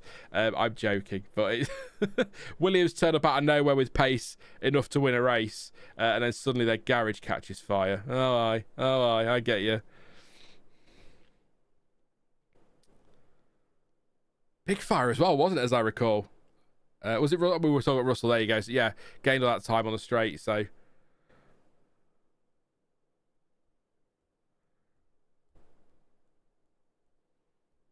Max is, very much in control. Just said in commentary, we've not seen much of him. We're just looking at him again here. 6.9 seconds clear. I mean, he's got good pace, but I sort of watching him there. These might be famous last words. He seems to be leaving a little bit on the table. He's getting close enough to the wall. But all looking pretty good for Max Verstappen at the moment. Just knock on wood as I say that. Here goes Albon on Fernando Alonso to take a thrilling P17. He's got that 10-second time penalty, of course, don't forget. So he's going to drop right down towards the back end of the field where he is anyway. So it's not to destroy his day. Very much Sainz's weekend at Williams, hasn't it?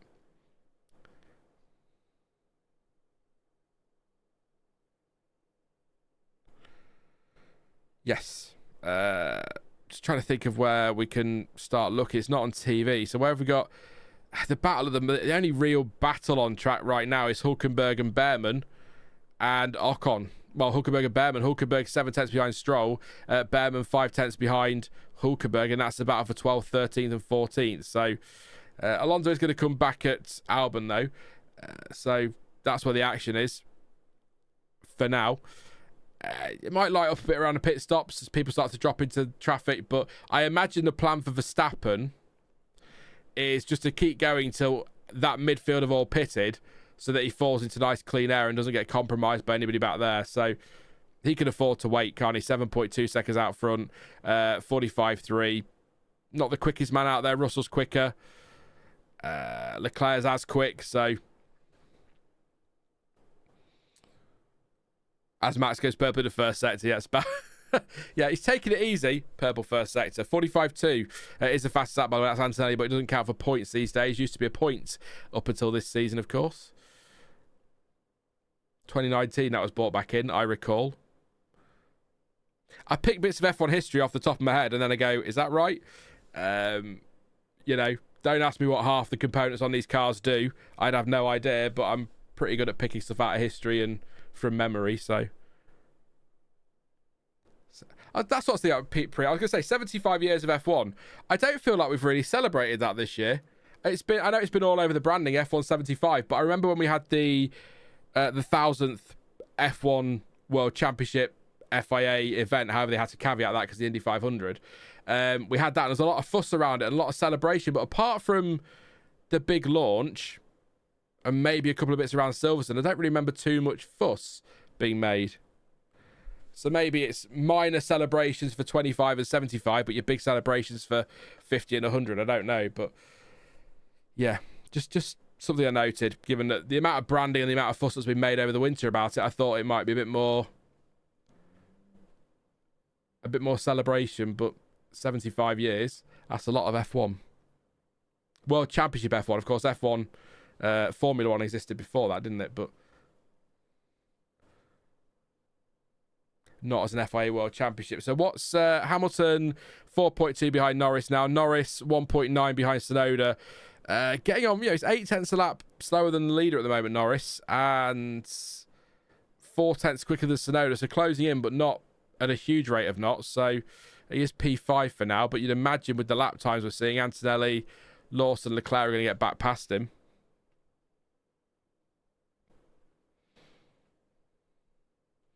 Mercedes might try and overcut Sainz.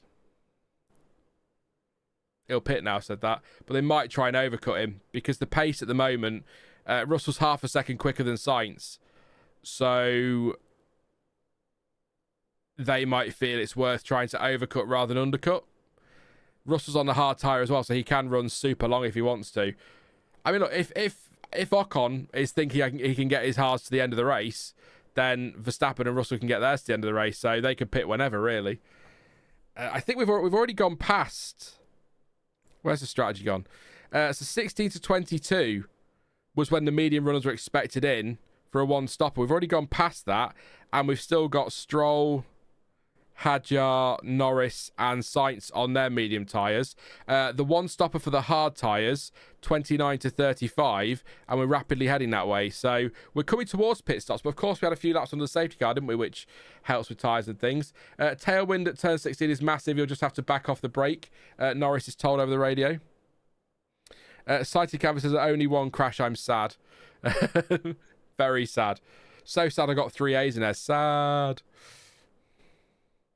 Raining Cummings says aesthetic 69. So I've again nothing on the forecast yet, but I think it was only like 10-20% yesterday and it rained, didn't it, briefly? So here goes Antonelli with a run at Bortoleto for P8.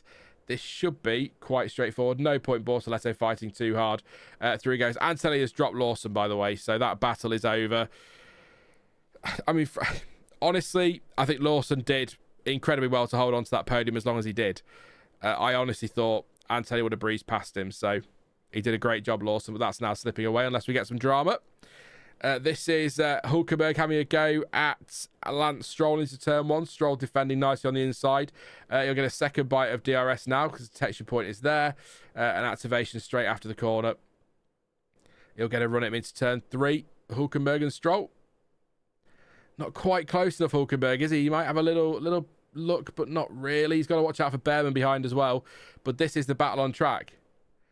Max told his pace is brilliant and keep chipping away, which is what he's doing. 8.7 seconds clear. So Max just taking it easy. Leclerc now behind Lawson a second. Yeah. 25 laps left for all semblance of order to get out the window, says Sighted Canvas. Yeah. There's still, look, I seem to recall, and I'm going, it might be 2017, it might be 2018, I can't remember, one of those years, not a lot was happening, and then I think Daniel Kvyat crashed. And I seem to remember saying in some sort of review at the time, thank you, Daniel Kvyat. I can't remember what race that was. It might not have even been Baku, but that's what I've got in my head, and then it just all went to absolute chaos from there, so... what happened to Lawson, says Dodge? He pitted. Yeah, sorry, Red Raven, sorry, yeah. He pitted, Dodge. So he came out just ahead I wouldn't let Russell get with an undercut, is what Sainz has said to the team. So Bortoleto pits. Yeah, so Lawson pitted, got out just in front of Antonelli again, but Antonelli got back past him. So he's now dropping off Antonelli. But I expected that. But he did well to hang on to third as long as he could. Just to let you know, the top 7... Verstappen, Sainz, Russell, Tsunoda, Norris, Hamilton, and Hadjar yet to stop. Stroll and Hulkenberg and Bearman yet to stop. Same with Gasly as well. So few yet to make their stops, and that's Bortoleto just serving his and comes out right behind Pierre Gasly. There was a gap just ahead of him. I wonder if that's what they were aiming for at Sauber and just missed out.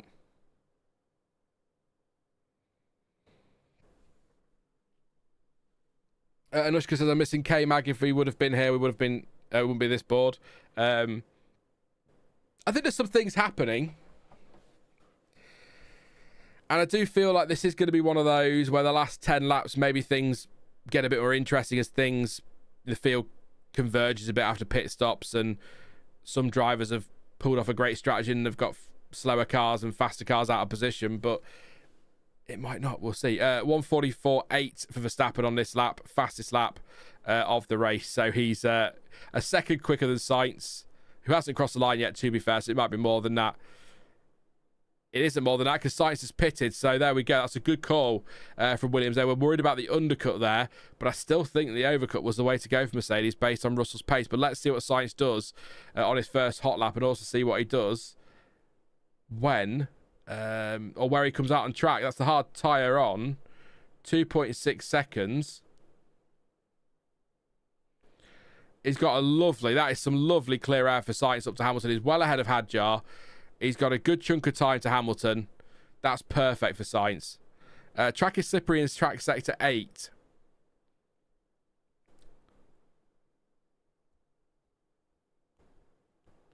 I know. So I know what track... I know what that is. But yeah, good gap here for Sainz to really push into.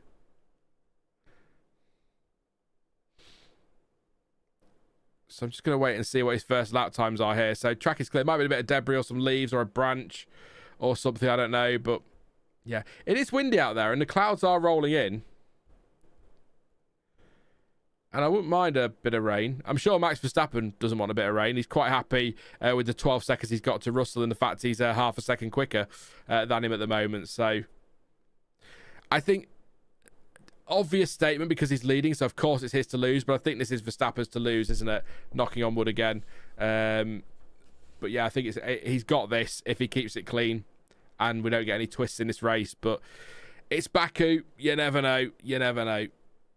Russell, I mean, Tsunoda's up to P3, yet to stop. Norris up to P4, yet to stop. Pace is okay. He's a couple of cents slower that lap than Tsunoda, but he's quicker than Hamilton behind.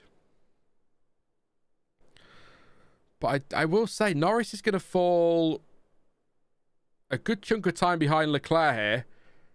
And probably Lawson as well, actually, once Lawson gets up to speed. And maybe not, but he's still going to have some overtaking to do. And here goes Kimi Antonelli having a look at Isaac Hadjar. Not going to get through there at turn 1. Hadjar defending nicely. Not quite enough time for Antonelli to get that done. Yuki has had some really good pace considering Norris isn't catching him, says Addy Boy. Hansi says Max does not have a challenger today. He is walking this race. Yeah, the only threat to Verstappen is Max Verstappen, isn't it? Really. Or a massive downpour that catches him out. Something like that. Or one big dramatic moment, a badly timed safety car or a red flag or something. But otherwise, he's got this under control. We should pit before he overtakes me, says Hadjar. We are looking after you, is what he's told. There you go. So Hadjar wants to pit before the overtake. I don't know why. Is there a reason? I guess losing time, perhaps. Max has a teammate covering his back that's completely new experience for him, says Daniel. Fair enough. Average time lost is 90 seconds in the pit stop, by the way, if you're interested, just letting you know.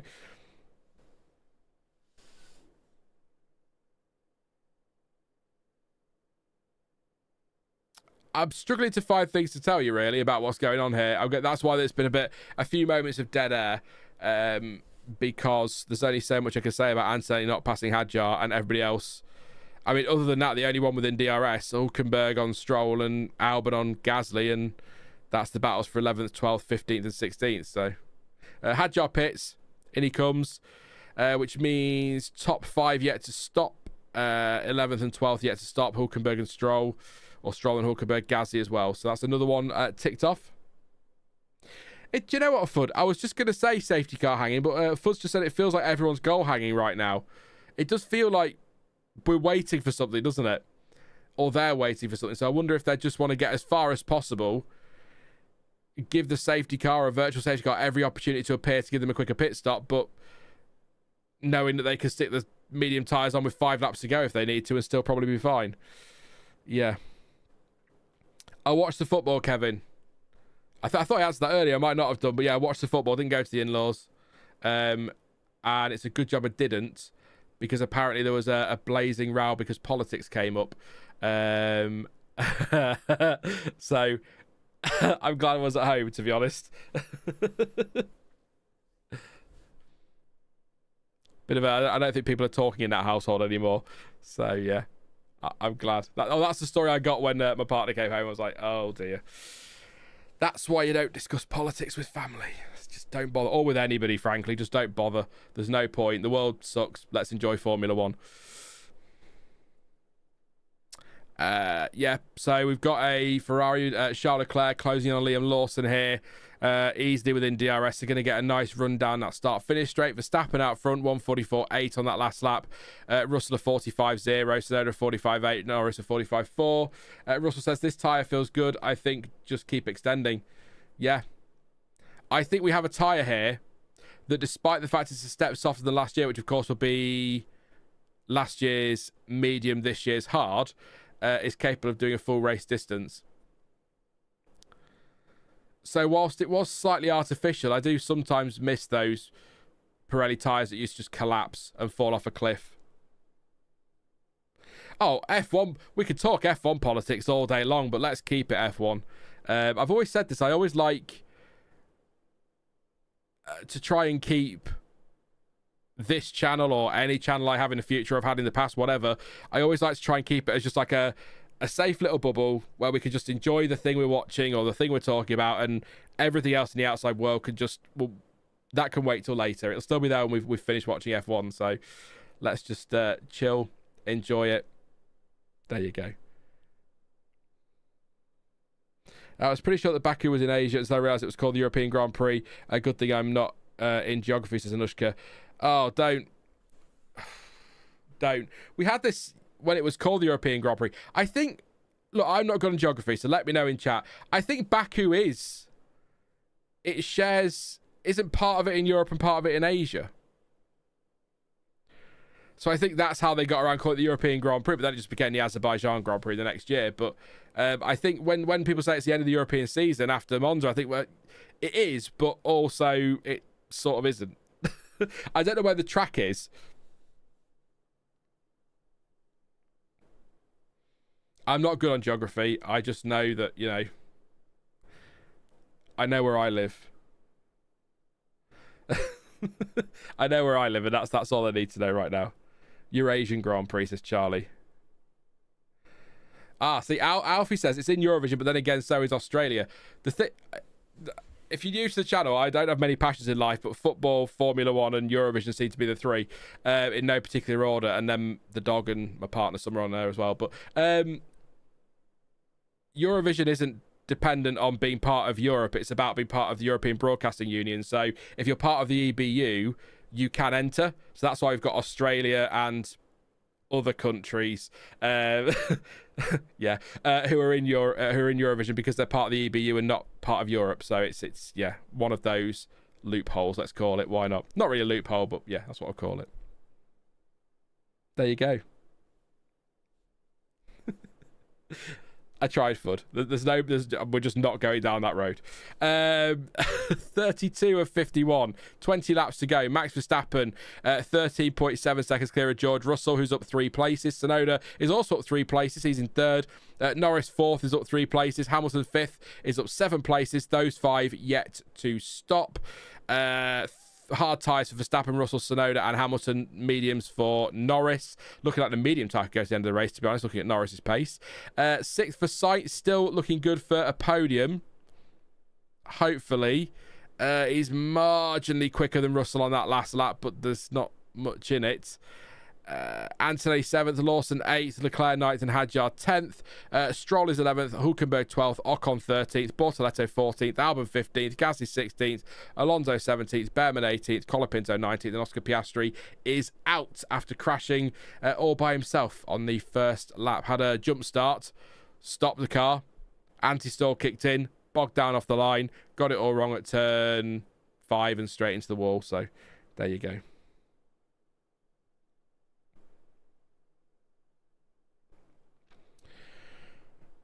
Since Sean is wearing Mercedes merch, I'm changing my prediction to Verstappen, Sainz, and Tsunoda. Oh, yeah. Mercedes are screwed. They're screwed all season. I'm wearing this because I like it and for no other reason.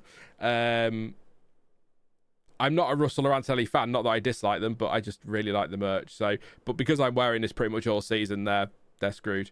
Tsunoda told to pick up the pace. An evergreen radio message, but Tsunoda told to pick up the pace, so I imagine he's about to make a pit stop. 1.7 seconds clear of Norris, and only a couple of tenths there on that lap. So there you go. I'm just listening to Bernie Collins because they talk about the soft tyre, which might be possible. See what they decide to say if we get to Bernie.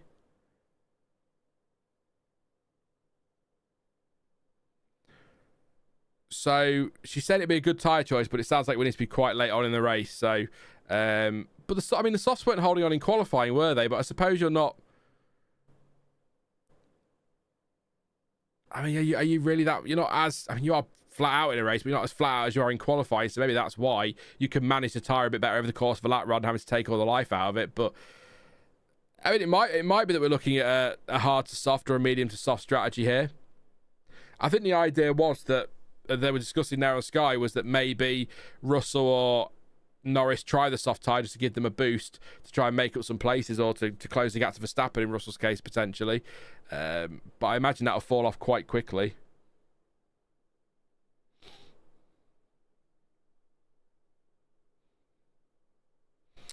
Craig says Baku is on the banks of the Caspian Sea, east of Turkey. Here endeth the lesson. There you go. That's fine. If we're going to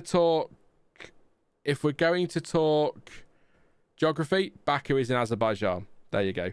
Kira says Ted's getting salty. I've missed that, Ted. Kieran, what's Ted said? Let me know, mate. Let me know what he said. Hamilton brushing the wall at turn 15.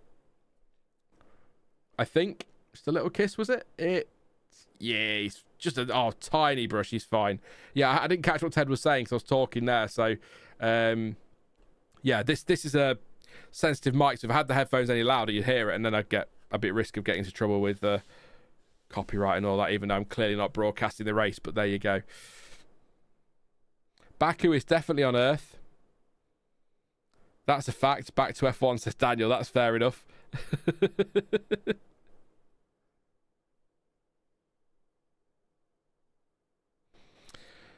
Cars have dropped a lot of weight for the last lap. Soft should be a tad faster at the end. Yeah. All I was talking about was the... what I was sort of getting at was in quali, you're flat out for a whole lap, aren't you? Whereas in the race, you can manage that a bit better. So the cars are lighter, but they're not as light as they were in quali.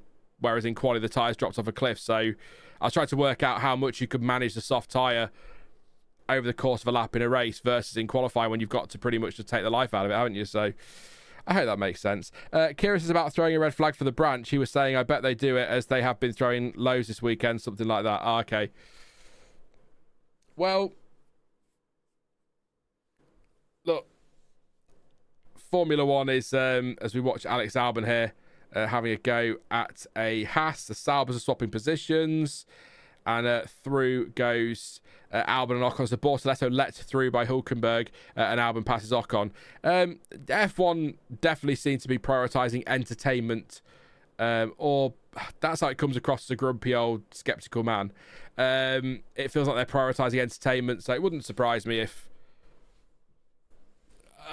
a safety car was bought out for some reason that we all sort of go, what? Just try and spice it up, but also I'd like to think they'd be a bit more subtle than that if they wanted to interfere. Not suggesting they do, just being grumpy about it. Can Sainz still finish on the podium? I think so. Where is he? So he's 40. He's as quick. I mean, he's matching Russell. Ugh, I think really he's past. I think Russell's looking good for P2. So I think he's still good for P3 here, Sainz. He is. It's 20 seconds for a stop, let's say. And he is within 12 of Tsunoda in P3. So he's going to have he might have some defending to do late on if, say, Norris or Leclerc or Antonelli, for example, manage to get the jump on Tsunoda. But he still has a chance at one. It's not over. But what I would say is Antonelli is currently 0.4 of a second lap quicker and closing in.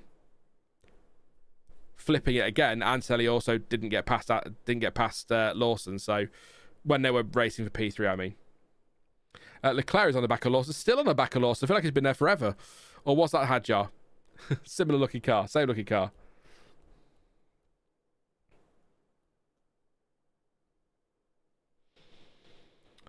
Here is Albon down the inside of Nico Hulkenberg, who is yet to stop. So Hulkenberg losing pace. Gasly drops to 18th and is in the pits. So he's finally getting that one out of the way, which means we are waiting for Hulkenberg. Lance Stroll, who, as we've seen this season, could drive on any set of tyres forever. And the top 5 as well yet to stop. This is, yeah. If you can get close to Tsunoda, we can think about the undercut, is what Norris is told. And the gap is 2.1 seconds, 45.1 and 45.3 Tsunoda to Norris last lap. So, you know, he's not cruising up to the back of Tsunoda, but the gap is coming down now. Or has been coming down. Hamilton's going to box this lap. 7.6 to Norris. That's not undercut territory, but he might get closer and give the McLaren something to think about. But 20 seconds, I tell you what. Leclerc isn't guaranteed to get Tsunoda here when he pits. 21 seconds between them. Interesting. I thought Leclerc was going to easily jump this lot, but he's not. But he has spent quite a bit of time behind Racing Bulls cars, hasn't he? So that's maybe why. But Hamilton does pit. Where is Leclerc? He's coming into turn 1 now, so he'll get through. Hamilton's going to have a nice bit of clear air.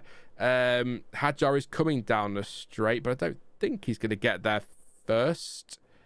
So he's got some nice clear air, has Hamilton. RC says this race has been kind of boring. 15 laps to go. There's still time for drama. We've had 37 laps. If you were giving this race a score out of 10, 10 being amazing, 1 being dreadful, 6 being average, what would you score it, chat? We like to do this at the halfway point, but I forgot. So just with 15 laps still to go, your score may change in 15 laps time, but what would you give it now? Yeah. McLaren getting ready for a stop as well, by the way, just to let you know. I don't think it's been completely dead as a race. There's been stuff going on. But it does feel a bit like a come down from yesterday, doesn't it? So I mean, you could argue it feels like an average F1 race, so it has to be a 6. But you know what I mean when I say average. I don't mean, yeah. That's the average of a 1 to 10, I guess. But Norris is going to be in the pits, and they're going to try and undercut on Tsunoda. 1.9 seconds. That's doable. So is he going to be told? They're just saying, Karun Chandler just saying there that Norris will have tyres that are 17 laps fresher than Leclerc's. So he's going to have a massive tyre delta, but it's not the easiest track to pass on. Is the stop okay? It's a slow stop. It's another slow stop for Lando Norris. What on earth? The tyres are all on. 4.1 second stop. McLaren just... What is up with them this weekend? So now Norris is behind Leclerc. I mean, it's not... I mean, he was probably going to be behind Leclerc. Well, I'll tell you what, no, he might not have been. The 2 seconds has cost him. He might have been ahead of Leclerc there without that, but now he's going to have to fight to get back through, and Leclerc is struggling to pass Lawson. So it was it was up on the rear jacks. That was what was not going wrong. Stroll's pissing as well, but that's what was stopping him getting away. The tyres were all on, as far as I could see. That's bizarre, isn't it? Because he had the tyre issues in the last race, and I feel like he had one before that, either the next race or a couple of races before that. So everything's on. It's the rear jack wouldn't release, so it was slow. Yeah. Not as bad as we've seen in the past, I suppose, but still. Another 2 seconds, which cost him a place. Oh, no, it was the right front. Sorry, the right front was still not on. The gun was flashing red, I think. It certainly wasn't stuck on. So, yeah, wasn't the jack, it was the tyre. The right front wheel, his right front. So Tsunoda pits. Tsunoda just had to react to that. I still think... Well, watch what happens there. That was a really great start for 2.2 for Tsunoda. So I think he should be okay. As Sainz moves into P3, Antonelli into P4. Everyone is kind of, apart from Sainz, back where they were. But Tsunoda will be ahead quite comfortably of Norris and just ahead of Lawson. And I tell you what, this is going to be a race down to Lawson versus Tsunoda. We've been talking this weekend about the shootout for that second Racing Bull seat. There goes Liam Lawson with DRS past Yuki Tsunoda into turn 3 and moves himself up into P5. I had shades of Sainz and Perez then last year. I don't know why, I just did, but he's through. Lawson is through. And Tsunoda has now got the company of Charles Leclerc and Lando Norris. Conspiracy theory, Piastri took a mechanic's place for that pit stop.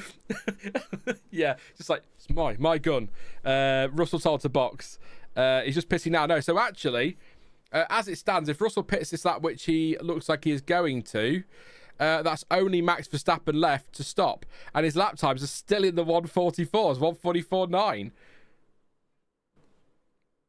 Great pace from Verstappen today. Yeah, somebody let a black cat into the McLaren garage and then they tripped over it, fell under a ladder and broke a mirror. It's just not been their weekend at all, has it? At all. And Norris is very close to the back of Leclerc. He's going to be trying to get this done as quickly as possible. This is this closer with Russell than I thought it was going to be?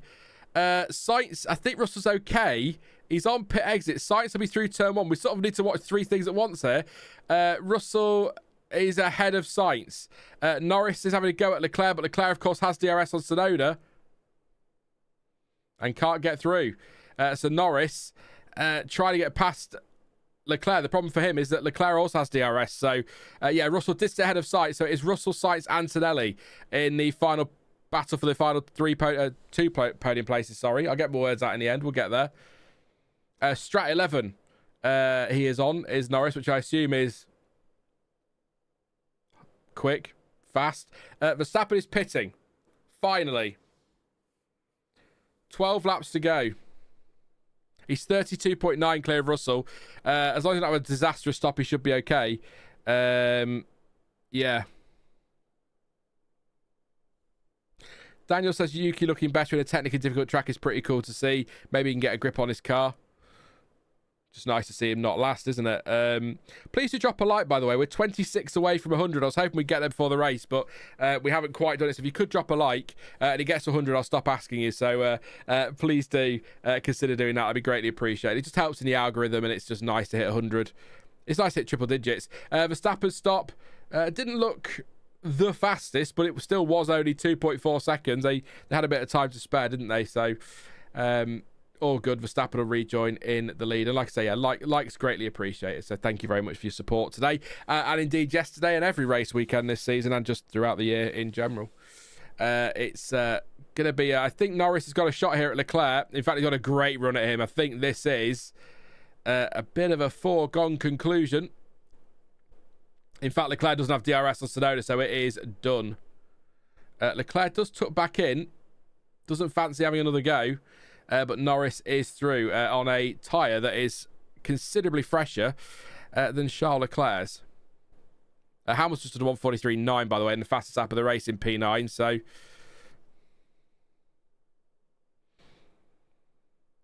Kevin says, I have to say I don't miss Crofty.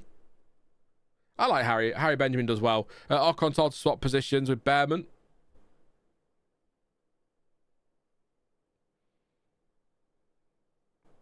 Makes sense strategically, I guess, yeah.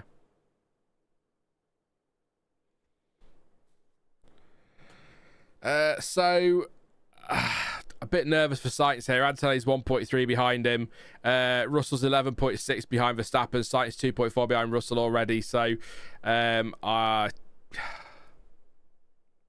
it's difficult, this. I'd like to see Sainz get it. A Williams podium would be great. But if Antonelli gets it, I mean, he's... How late was... Whoa.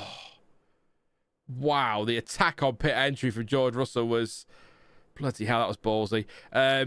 Yeah, but at the same time, Antonelli, if he gets a podium, it'd be nice to see him up there because he's had such a terrible run of races. So it'd be nice if he could sandwich that bad run with a podium in Canada and a podium in Baku, wouldn't it? But I really want to see Sainz up there. He's had such a good weekend.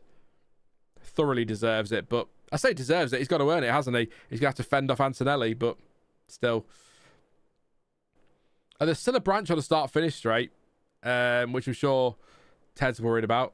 What Sainz going to say? Russell on fresher rubber with car pace, it will be difficult, is what he's told. Sainz says, copy, leave it to me, please. Or leave it to me, please. So, yeah. Hopefully he's going to be okay here, Carlos. Worst case scenario today is going to be P4 for Carlos Sainz, which coming into this weekend... 12 points for Williams, thanks to, courtesy of Carlos Sainz. We'd all have been very happy with that for Williams, wouldn't we? But the fact he's so close now, 10 to go, to a podium. And would that be our second surprise podium in 3 races with Hadjars? I think it would be, wouldn't it? So maybe those midfield teams might get a couple more before the end of the season. Spring a few surprises. Singapore could be a bit... it's a street track, so that can be a bit unpredictable. It's a long race as well, physically demanding. Reports of light rain at turn 16. Hang on.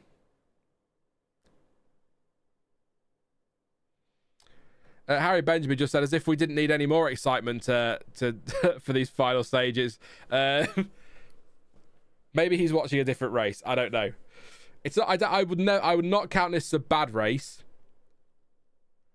And I think a lot of the lower points or grades or ratings for it might come from the fact that we were set up for a humdinger, and it's probably just been okay. Had qualifying been pretty standard yesterday, it might be a different... I don't know. I'm just theorising. Filling the air whilst we wait for Yuki to have a go at Liam Lawson here for P5. Sainz, actually not a lot between them. 22 thousandths quicker than Antonelli on that lap. So Sainz has still got pace there.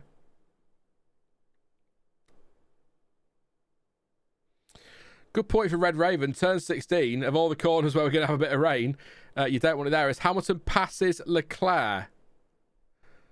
Was that a team orders call? 144.3 plays 145 flat. Hamilton on softer, faster tyres and fresher tyres. Yeah, I imagine that was a call, or just don't fight too hard. Hamilton is P8, by the way, 2.9 behind Norris. He's on a medium tyre. His lap times are comparable. There's not much between them, but he did deal with his teammate on that lap. So he's chasing down Norris, but I think Lando here, he's got some pace. It just depends how long Lawson can keep Tsunoda at bay, as Tsunoda can keep Norris at bay here.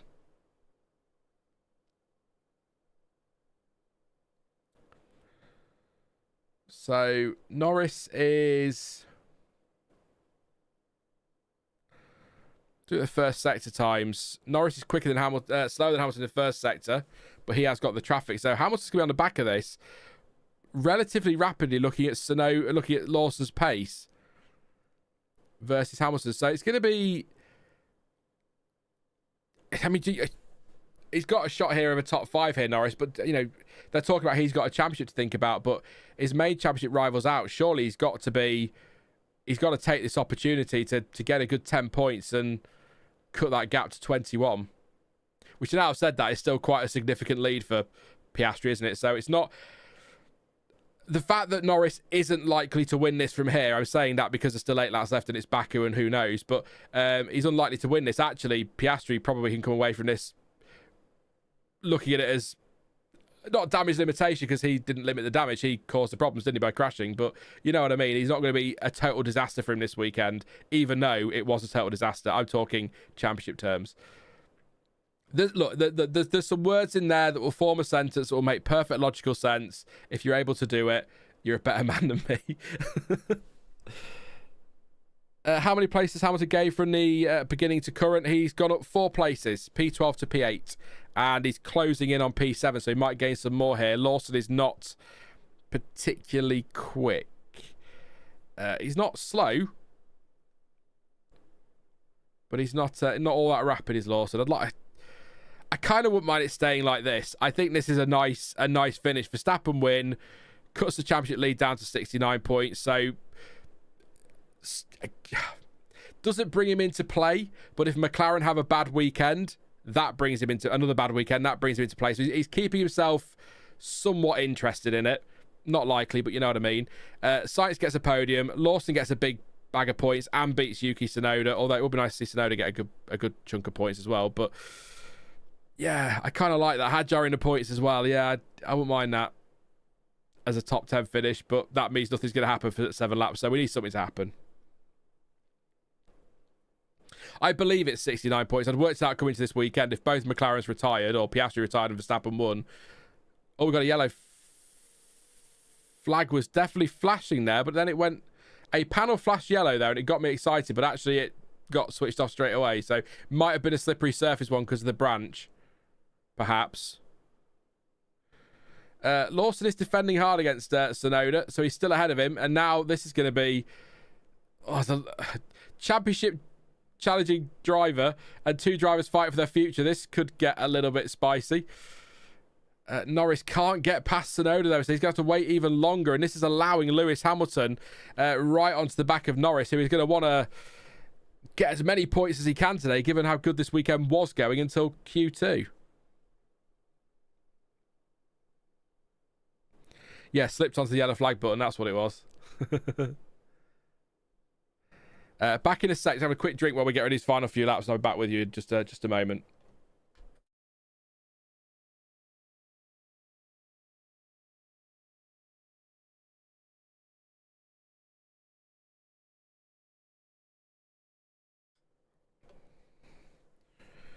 Ted in my ear there, just saying the gap between Sainz and Antonelli is 1.9 seconds. So Sainz is actually picking up the pace here and seems in control of that P3. But the thing is, like, one mistake and Antonelli's in DRS, and that's the end of that, isn't it? So, twitchy from Norris and Tsunoda out of turn 16 there. Hamilton on the radio. These guys are fast, mate, trying to catch up with them. In fairness, Tsunoda, Norris on relatively new tyres compared to Lawson, so they will be rapid. But Leclerc actually started to bring himself back towards his teammate as Norris has a little look at Yuki Tsunoda. 6 left. Yep, 6 seconds left to go. 6 seconds. 6 seconds, it's over. 6 laps left to go. We're looking... This is the battle, isn't it? This is where it all is. I mean, Antonelli is still within striking distance, if you like, of Carlos Sainz if there's a mistake or he gets a really good lap. But at the moment, Sainz seems okay. He was quicker on the last lap by a 10th. So the pace, I think that's the biggest surprise for me today, is the pace that Sainz has had. I wasn't expecting that. I thought he would just go backwards. So to only be 1 place down, still on the podium, and has the pace to keep Mercedes at bay, I think he's done a mega job. And it's really encouraging for Williams right before a regulation reset, isn't it?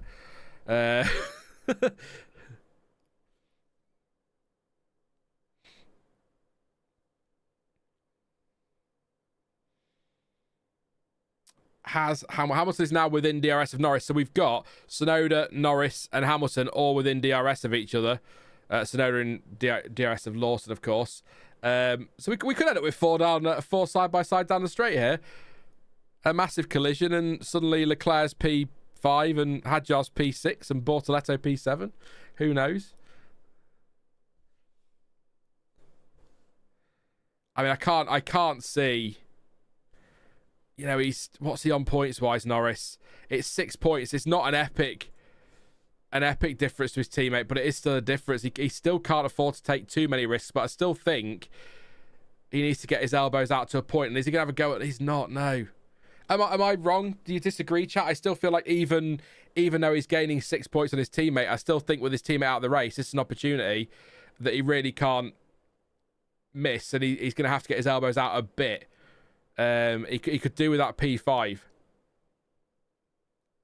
6 points, what does that do? 31, 30, 29, 28, 27, 20, 25. No. Yeah, 25 points. It's still a race win, isn't it? Yeah. Maybe I'm just looking for action and drama. I don't know. But I feel like he's got a lot to lose. But if Piastri's... We haven't seen many mistakes from Piastri in terms of big accidents in Formula One, really. And he's made 2 this weekend. You kind of... I think you're asking a lot to expect another weekend where he has a weekend like this, Piastri. Yeah, but again, like I say, Red Raven, I know 25 with 7 to go is still wide open, but I just think Piastri's made a lot of mistakes this weekend. I just think it's a lot to expect him to have another weekend like this again. And Norris to also not make any mistakes between now and the end of the season.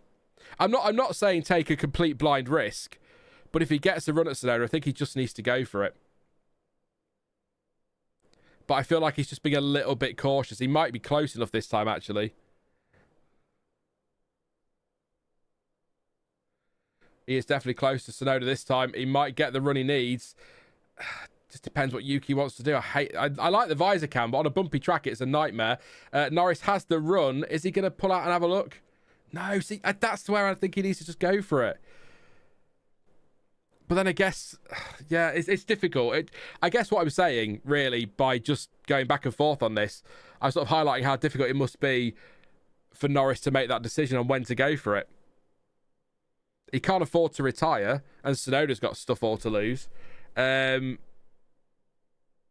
Yeah, we'll see what happens. But look, as Red Raven says, 25 points, 7 to go. It sort of brings him more into play, or at least opens the door a bit more for him. But I just feel like that run then at Tsunoda might have been... I might be wrong. He might get past in a minute, but I feel like that was the opportunity. The problem he's got as well now is he's used all his battery, and Hamilton's still got 40% of his, and he's right behind him. So... I imagine Hamilton will keep hold of most of that for the straight. According to that graphic on TV, Norris has no battery left on this lap, so he's going to have to go super defensive. And if these two get close and end up scrapping too hard, Leclerc ain't far away. I think Lawson's doing a great job here as well, by the way. Hamilton will want to, like I said earlier, Hamilton will want to bounce back because he was looking good this weekend, and then Q2 happened. So I don't think Hamilton's close enough this time to have a go, but he has got the battery power if we believe that graphic. I don't always believe the AWS graphics. I really don't. But again, Norris quite close again. Driver of the Day vote closes end of the lap. We'll run through that later and see what we think. I suspect Sainz might do pretty well in that vote, but I think Max Verstappen as well. I mean, what a drive today.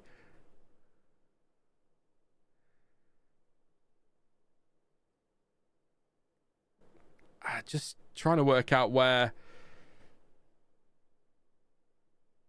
I mean, look, Tsunoda's doing a job here as well, to be fair. You might not think realistically Max Verstappen's in this title fight, but if there is a glimmer of hope, keeping one of those potential rivals behind is good work from Tsunoda. But if we listen to Max Verstappen, and I do listen to Max Verstappen a lot, he's adamant he's not in this. So I suppose maybe the best way to word this for Max's title chances is the door's been left ajar, but it's far from wide open. As or the door's been left unlocked.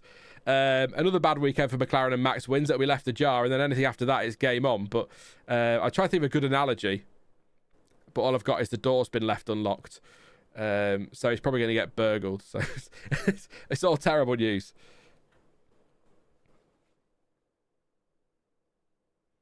He's not as out of it as it felt 3 races ago even for Verstappen, but I still think this is 100% Piastri versus Norris. But yeah, we've got a couple laps to go now. Lawson doing a cracking job. Sainz seems to have sort of said no to any kind of battle with Antonelli. The gap's still 1.6. That's kind of stayed as it was, so between 1.4 and 1.6 this race. So he's doing a good job there. Again, Norris is close to Tsunoda, but I suppose with Tsunoda having DRS, it just makes it difficult. I think that yellow flag I saw, I think that is just a slippery track warning that we're seeing. Martin Garrix is going to be doing the checkered flag today. I know who that is. Wow. A celebrity on TV that Sean knows or knows of. I don't know him. He went round for dinner last night. I know of him. That's a miracle. Usually I'm like, who the hell is that? Jamie makes a fair point. If he wins Singapore, the discussions must be had. Yeah. And Singapore could be a track that suits Red Bull. So we'll see this through. But I don't know. I feel like this is a missed opportunity for Lando Norris. I mean, all weekend, actually, to be honest. He's sort of, as I said, after qualifying, Piastri threw the door wide open and Norris still managed to walk into it. It hasn't clicked for McLaren at all this weekend, really, has it? But there's still a few corners left. I see these cars stepping out. It makes me nervous. But Max Verstappen is on the blast now to the checkered flag. He's coming through turn 19 and turn 20. Max Verstappen, I think, for the first time this season, is going to go back-to-back. He's got one more lap to do, of course. We're getting a little bit too excited by this one. I may have just jinxed him. I thought we were on the last lap, but we're not. He is on the last lap now. Calm down, Sean. It's very exciting. There's still time.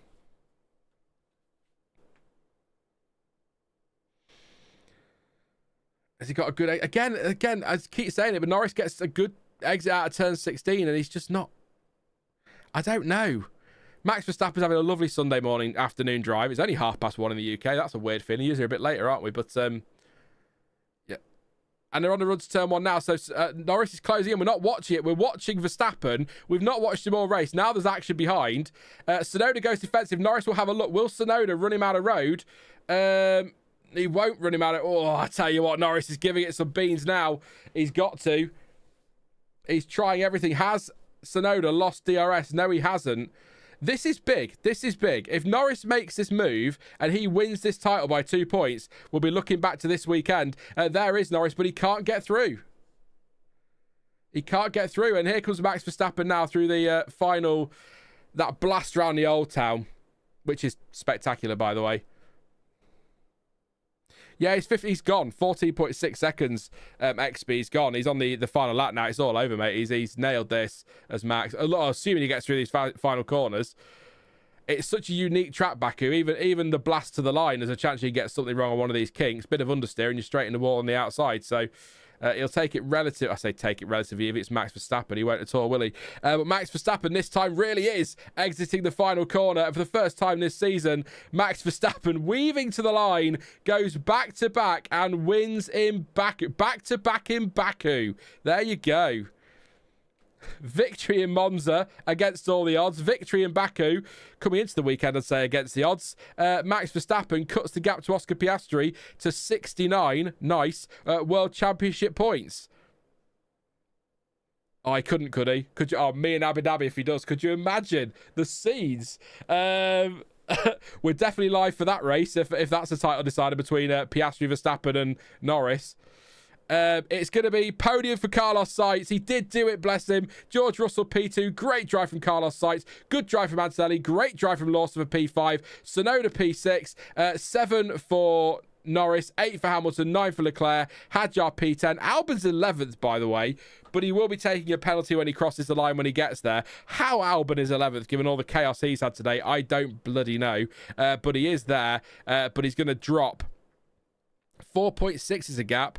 It's a 10-second time penalty. He's not served it. So this is going to be a big plummet down the order. I think a couple of places for Albon. He is over the line. Here comes Bortoletto. He'll be 11th. Bearman 12th. And I think that should be Albon 13th. Ocon 14th. Alonso 15th. Hulkenberg 16th. Stroll 17th. Gasly 18th. And Ocon P19. What a great weekend for Alpine. If ever a team has given up on a season, it's Alpine.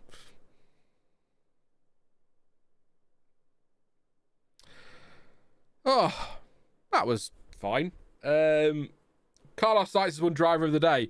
Can't believe it. I was so shocked. Yeah, Carlos Sainz driver of the day. We'll do ours after I've run through the order and that. But yeah, pretty sure we all saw that coming. It was him or maybe Antonelli, I suppose, but or a Lawson. But yeah, great drive from Max today. Absolutely incredible. Do you know, I'll run through the order of the championship in a minute. I'll get a drink and then I'll do the timestamp pause and then we can have a few chats while we're watching the podium and that. But I just... he crashed out on lap 1. He crashed out in qualifying. It's been a disaster all weekend for Oscar Piastri. I don't actually think that's a bad result in the end. I think he's got away with one there. I really do. It's been, I think, tougher to overtake today than I expected. I know Baku is a street track, but it wasn't easy. Carlos is very happy on the radio. Very, very happy. I'm going to have a quick drink. I'll pause for a timestamp. And then we'll run through the order, the championship points. We'll do some Q&A. If you are disappearing, thank you so much for joining me this weekend. It's been a lot of fun. I am going to stay live for a good 20 minutes or so. Yeah, maybe half an hour. But yeah, thank you for your company this weekend. Hopefully see you for Singapore in a couple of weeks. But appreciate that. Please do drop a like before you go. Yeah, have a good rest of your weekend. But I'll have a quick drink. Then I'll be back. Do the order, run through the championship, and then we'll answer some questions and do driver of the day and all of that jazz. So 15 seconds or less. You can count them.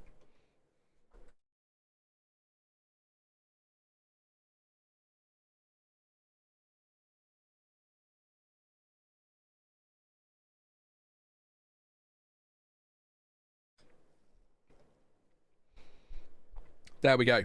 Right. Max Verstappen has won the 2025 Azerbaijan Grand Prix in Baku from George Russell. Just the 14.6 seconds between them. Max Verstappen absolutely dominant. I believe, off the top of my head, not checking, chat will tell me if I'm wrong, that's pole, led every lap, won the race and fastest lap. So he's absolutely dominated since he took that pole position in qualifying. Like I say, George Russell, great recovery actually, up 3 places to P2. And the final step on the podium, really happy to say this, is Carlos Sainz in the Williams. Fantastic stuff for them. First Williams podium since Spa 2021, is that correct? And that wasn't really a podium because nothing happened, but it still counts in the record book. So great stuff for Carlos Sainz. Big points as well. He needed that one. Kimi Antonelli, 4th place. Kind of where he spent much of the race. Even through the pit stops, he was always net P4, wasn't he? So didn't have the speed in the end to overtake Carlos Sainz, but still a good result given his last few weekends at least. So something to build on there for him. Liam Lawson is down 2 places, but it's still P5 and 10 points.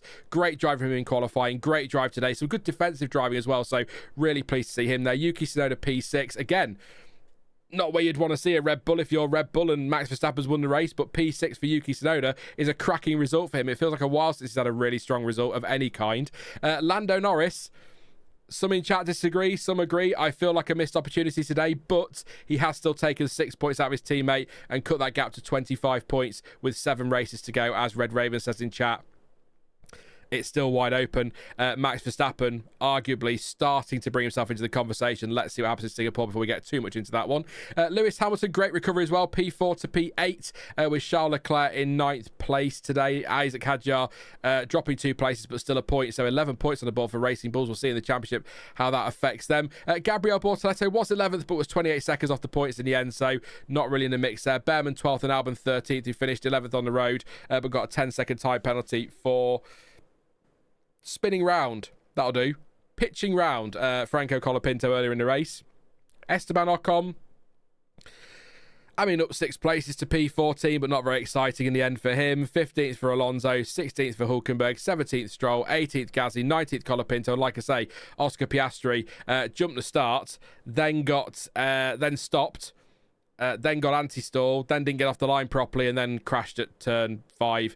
He has had a 5-second time penalty, which may, if the stewards decide to, it's at their discretion, be converted into a grid penalty for the next race. We'll see what they decide. In terms of the championship, Oscar Piastri now 25 points clear of Lando Norris. Max Verstappen, as I keep saying, only 69 now off the top of the standings. It seems unlikely But another weekend like this for McLaren and a Verstappen dominance, then we might be having a different conversation. We'll see. George Russell, P4, 212 points. Leclerc, P5, 165. Hamilton, 121 in 6th. Antonelli, 78 in 7th. Albon, 70 in 8th. 70 points for Albon. Still catch me out every week. Hadjar, 9th on 39. Hulkenberg, 10th on 37. Stroll, 32 points for him in 11th. Carlos Sainz jumps up 6 places to P12 with his 15 points today, and is followed by Liam Lawson, who's jumped 2 places to P13 and 10 points. Alonso, Ocon, Gasly, Tsunoda, Bortoleto, Bearman and Ocon stay as they were coming into the weekend. And McLaren didn't win the Constructors Championship with their 6 points today, so it's all very exciting when we go to Singapore, because this is anyone's game.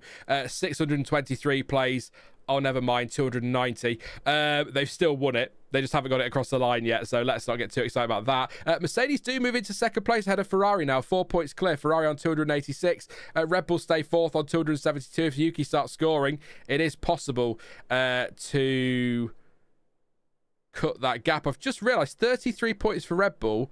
Will be their biggest haul of the season, or one of their biggest hauls of the season? In fact, I think Sam said on Friday, Red Bull haven't scored more than 32 or 33 points in a weekend, so that's a big weekend for them. Williams 5th place, 101 points for Williams, by the way.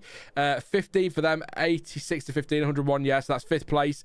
Racing Bulls in 6th place. They move up ahead of Aston Martin, who drop to 7th, 10 points between them now. Sauber stay 8th on 55, Haas stay 9th on 44, and Alpine having the season of their life, 20 points and plumb last. Although I will say 20 points and plumb last is quite impressive. That's a lot of points for the team in last place, isn't it? So there we go. It is all over. Max Verstappen a winner. George Russell P2. Carlos Sainz P3. I'm going to breathe and I'm going to hand this over to chat. So any questions, comments, throw it my way. We'll stay live for a little while, have a chat about the race, and then we'll wrap things up and see what's coming next. But yeah, I will reiterate the point I made yesterday.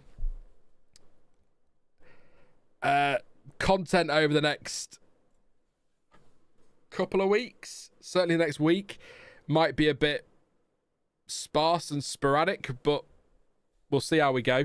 But I will try and ensure I'm back for Singapore, and indeed for the live streams there as well, because I'd like to do Singapore, because it could be quite an interesting race. It could be another twist in the tail, so just bear that in mind over the next week or so. But yeah, it's been a lot of fun this weekend, so hopefully we can have a good weekend in Singapore.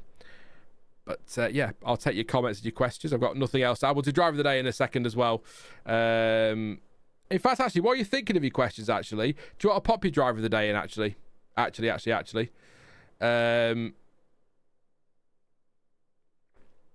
Yeah, who are you going with? One surname, your driver of the day. Carlos Sainz has got the official one. I suspect most of you will go with Sainz.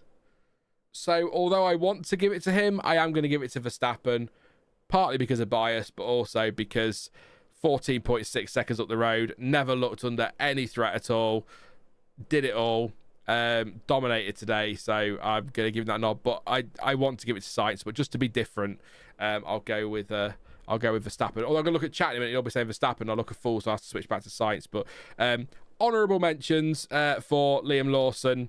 I think Yuki Tsunoda as well. I mean, he finished where he started, but without sounding like I'm taking a dig at him here, that's an improvement, isn't it, in where he's been recent weeks? I mean, maybe there. Yeah. I think, yeah, an honourable mention at least. And maybe Antonelli, because he didn't really do anything wrong today, did he? So, and it's a good way to kind of get some points on the board. But I'm going to go Verstappen with the strong caveat that I'm itching to give it to Sainz. So, Kevin says, happy to see Yuki and Liam doing well. Warren's gone with Liam Lawson for driver of the day. Williams gone with Max as well. Craig's gone with Verstappen, so I might be wrong here then. Takira's gone with Yuki for driver of the day. Harati's gone with Antonelli. Red Raven says Lawson. Lawson fought with blunt weapons and got the maximum out of it. That's fair. Neil says Sainz and Yuki. Geopolitics says Max or Lawson. So I was wrong. I thought you'd all go for Sainz, but a good mix in here. And I think we're kind of on the same page. Williams says it felt like 2023 all over again. It really did, didn't it? Pascal says Sainz and Lawson. Did it just cut to ads for anyone else? I've got automated ads turned off, so it shouldn't have done from my side, Kieran. But that said, YouTube can put ads in where they want these days, so I can't control that, unfortunately. But I haven't got them switched on, so... Oh, Sky, sorry, I was going to say. While Lawson could stay ahead of Yuki, Yuki did it in a second Red Bull. Yeah, says Nilesh. Sainz on the 12th inside the podium. He's been terrible this season, says Jay Webb. Let's let him enjoy the weekend, though. Let him have a positive this weekend, but he's not had the best time, has he? At all. Then actually, Red Raven says Verstappen needs to outscore Piastri by an average of 10 points to take the title now. So win every race, and Piastri may never finish higher than third.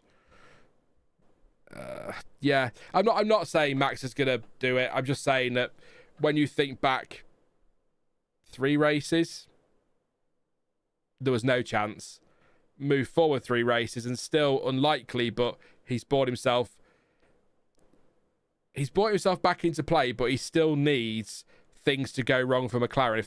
If you follow, that's what I'm kind of getting at. Not that he's back in it, but if he wins Singapore and McLaren don't maximize their points there behind him, then it might. Korean channel saying Hamilton slowed down the line potentially to give the position back to Charles Leclerc, but didn't slow down quickly enough, so they didn't swap positions back. But I don't think that destroys Ferrari's day, really. It's the same points for the team, isn't it? So yeah. Let's have a look at the... I'm really upset McLaren screwed up again with the pit stop, says Takeru. Yeah. Reminds me a little bit of... Was it 2010 or 2012? Where they arguably had the fastest car, but they just kept screwing it up with pit stops and bad decisions and mechanical problems. It might be 2012. Could be. It was one of those 2 years, I'm sure it was. So, yeah, maybe having one of those again. But then that's very McLaren. Sorry to be that guy, but 1999, Mika Hakkinen should have absolutely disappeared with that title after Michael Schumacher broke his leg. Absolutely should have gone. And then McLaren just seemed to do everything to throw it away. And that allowed Eddie Irvine to very nearly nick it. So, it is very McLaren. They do like to do this from time to time. So, yeah.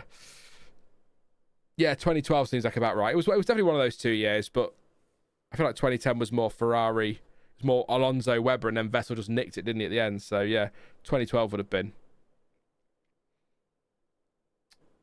McLaren for the snatching defeat from the jaws of victory awards, says Geopolitics. Yeah, they've done that a few times, haven't they? Biggest takeaway of the weekend is Briatore Boulevard at the Wall of Champignons, and as John C calls it, I'm not sure. I'm trying to think what Champignon. Yeah, I don't know. I've there's something in my mind that's telling me I know what that is, but I'm not twigging while we're live. So, yeah. Max 6 Grand Slams, just 2 behind Jim Clark now. A record that has stood for over 70 years, and in my opinion, is the most single most impressive record. If he manages to pass that one, oh my, says William. French for mushroom, there you go. Says Freeze. I knew there's something in there. Yeah, that makes sense.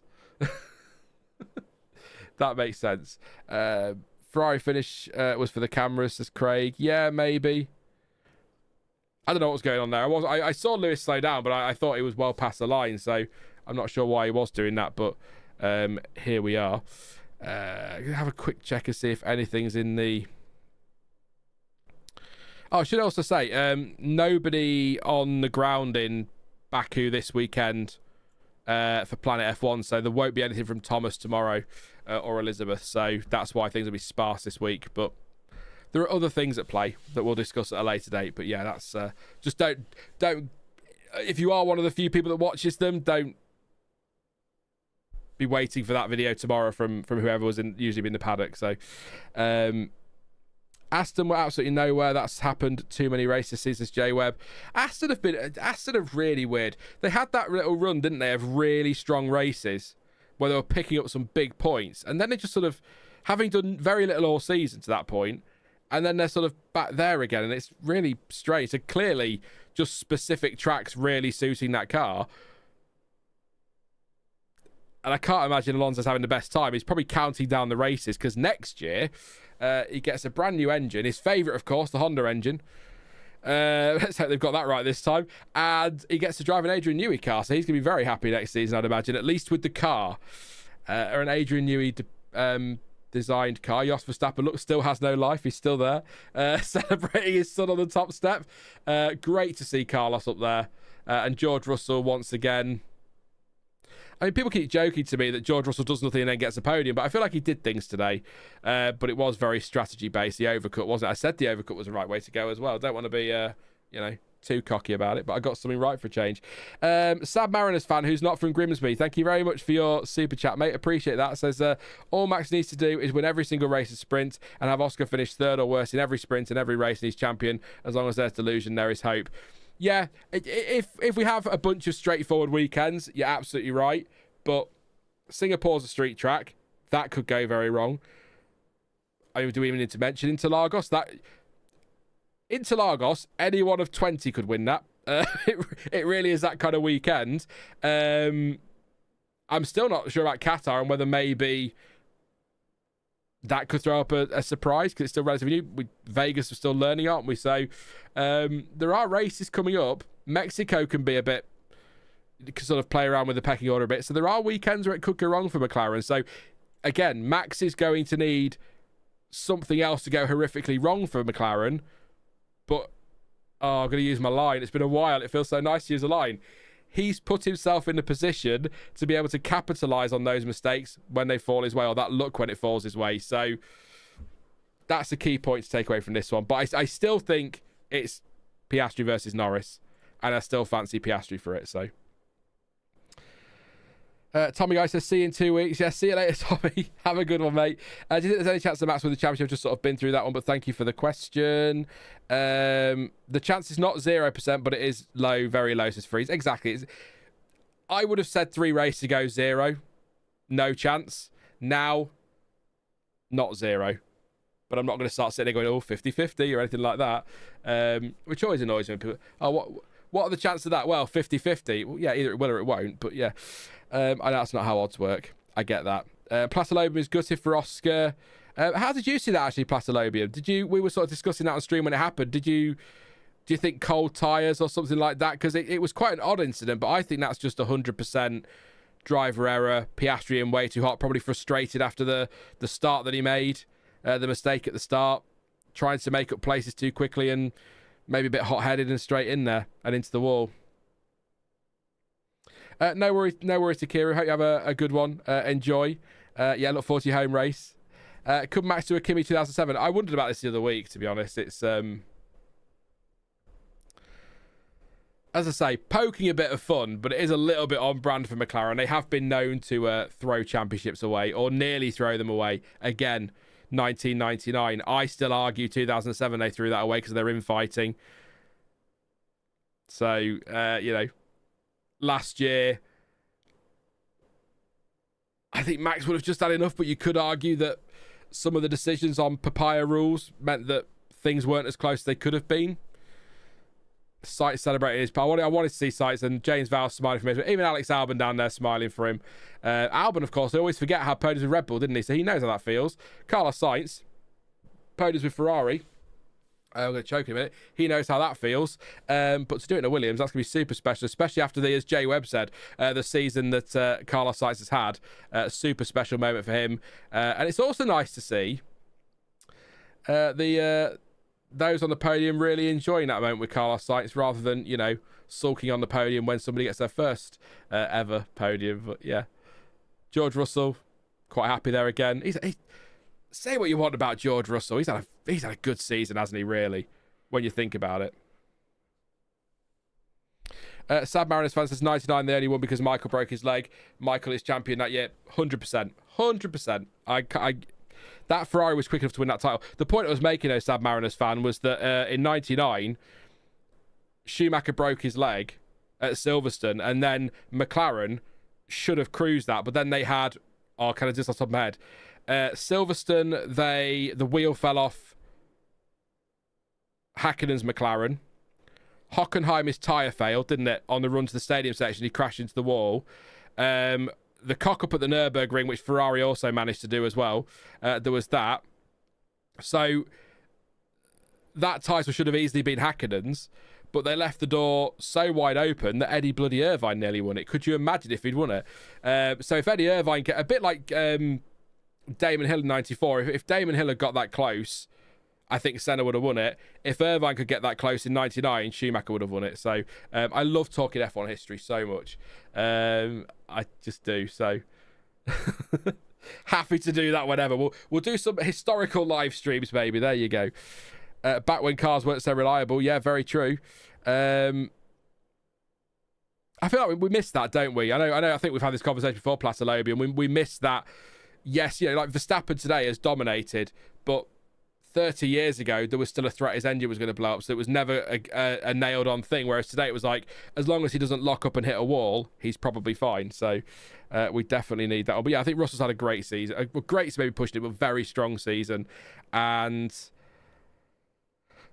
I'm a little surprised we've got to the 21st of September and still don't have absolute confirmation that he's going to be at Mercedes next year. They've said he will be. He's saying he will be. But the fact nothing's been announced is a little bit surprising. I suppose you might argue it doesn't need to be if they know what they're doing, but it just feels like I can't think of any reason why they wouldn't want George Russell, and I can't think of anywhere else Russell would go, unless there are conversations happening that we don't know about and his head's been turned. I can't see why he'd want to go anywhere else, because what top seat is open to him? Maybe Red Bull. Oh god. I would love some historical live streams. Go talk through some special races from before my time, says Sam. We did a few times, actually, Sam, a while ago. We did a couple of retrospective watch-alongs. I think we watched back. I think we watched back the 2003 Japanese Grand Prix, like this, but with, I think I did my own custom timing, which was terrible. But we just sat and just watched that race as a community and just enjoyed a bit of reminiscing. So maybe that's something for certainly over the winter. I'd imagine we could do that, because there'll be no racing going on F1 wise, will there? So might go back and watch some classics, maybe squeeze a Belgium 98 in there. Just a little bit difficult with live timing, although I think Multiviewer has a feature that allows you to play back live timing, so we might be able to go back from a race a couple of years ago and watch one of those that's exciting and put the timing up for that. So yeah, I'll have a look at them. There might be some options there, but yeah, I don't want to just talk about the current F1. There's so much more to F1 than the last 75 minutes. It's 75 years, of course, but it's been fun this week. It's been a really good weekend. I've really enjoyed this weekend. So, Sean, a big what if what if Michael joined Williams on McLaren instead of 1996? Sorry, trying to read two things at once. So yeah, that's definitely a conversation for a video or a live stream at some point. Probably not today, but I think Jacques Villeneuve apparently turned down an offer to go to McLaren in 90. Or he says, Jacques Villeneuve says he turned down the option to go to McLaren for 99, I think. So that'd be an interesting what if. Yeah. You see a lot more engine management these days during races. They don't push as hard as they used to. Teams understand the dirty air effects and overheating a lot more now. Yeah, and they're not... These are built to last a bit longer, aren't they, as well? They're not... go back to the old days. Engines were built to last a session, weren't they? If that. They're putting multiple engines a weekend, no penalties. So... where's Piastri? Did Zach Brown finally kill him? Says no one that you know. He was still down at turn 5 with a banana, 2 bottles of water, and an iPhone. That's a create your own image there. But I meant just watching the race. Anyway. He was just watching it. But yeah, I know CPV. I'll read it, but I know you, John T, 2008 Massa Crashgate Moseley Eccleston. I know we've been promising that for about 2 years, so maybe we'll do that this winter. Maybe. CPB sat there going, yeah, you said maybe last time this time last year, and this time the year before that, and this time the year before that. But we will get there. We'll get there. Yuki should have gotten P3 today, says to Pragnesh Gandhi. Yeah, I mean, should have maybe, but I think the key for me with Tsunoda, I don't know why I pulled the face at it, but I think the key for me with Tsunoda here is his qualifying pace has been not awful, but not great. His Saturdays have been better than his Sundays of late. But he's gone backwards on a Sunday. So today, he started 6th and finished 6th. That feels like a win for him in that situation based on how things have gone this season. And I also think that just banking a good chunk of points is good for him, and it's something to build on. And if the team is now more focused on engineering rather than PR, that might suit Yuki going into the rest of the season and maybe next season. We'll see. It sounds like it's Hadjar at Red Bull next year, and then Lawson or Tsunoda alongside Lindblad at Racing Bulls, but I still think it's too early for Lindblad. I really do. I kind of going off on an aside here. I apologise. You've had a fair point. I'm just going to go off on my as an aside here, but I just think if you put Lindblad in that car next year, you're just going to burn through another youngster, and then in 12 months' time be exactly where you are now again. I just let him have another year in F2. It's not going to hurt him. He's still only, 18? I think. Lindblad must be 18 now. But yeah, he's still so young. Give him another year in F2. He's making mistakes in F2 still. So put you in an F1 car, he's going to have to learn on the job. And Marco doesn't like people learning on the job. He doesn't give them enough time. So I still think keep your pool of drivers as they are for now. If you want to promote Hadjar, fine, but just put Tsunoda in the Racing Bulls. I just think it's too soon for Lindblad, but I could say that to them blue in the face. They're not going to be watching the channel, and they certainly won't listen to me if they were. So there you go. If he is up to get Jonty on, I have a severe lack of tinfoil hat lately. I can ask him. I can't promise anything. I mean, I'd like to get to a point where we start to have more fellow creators on, because we used to be a bit of a... I wouldn't be as arrogant as to say cornerstone of the F1 community, but we certainly had a lot of creators on, and we certainly worked with, or I certainly worked with a lot more people. Will, Tomo, Aldas, Dan, who apparently is a dad now, by the way.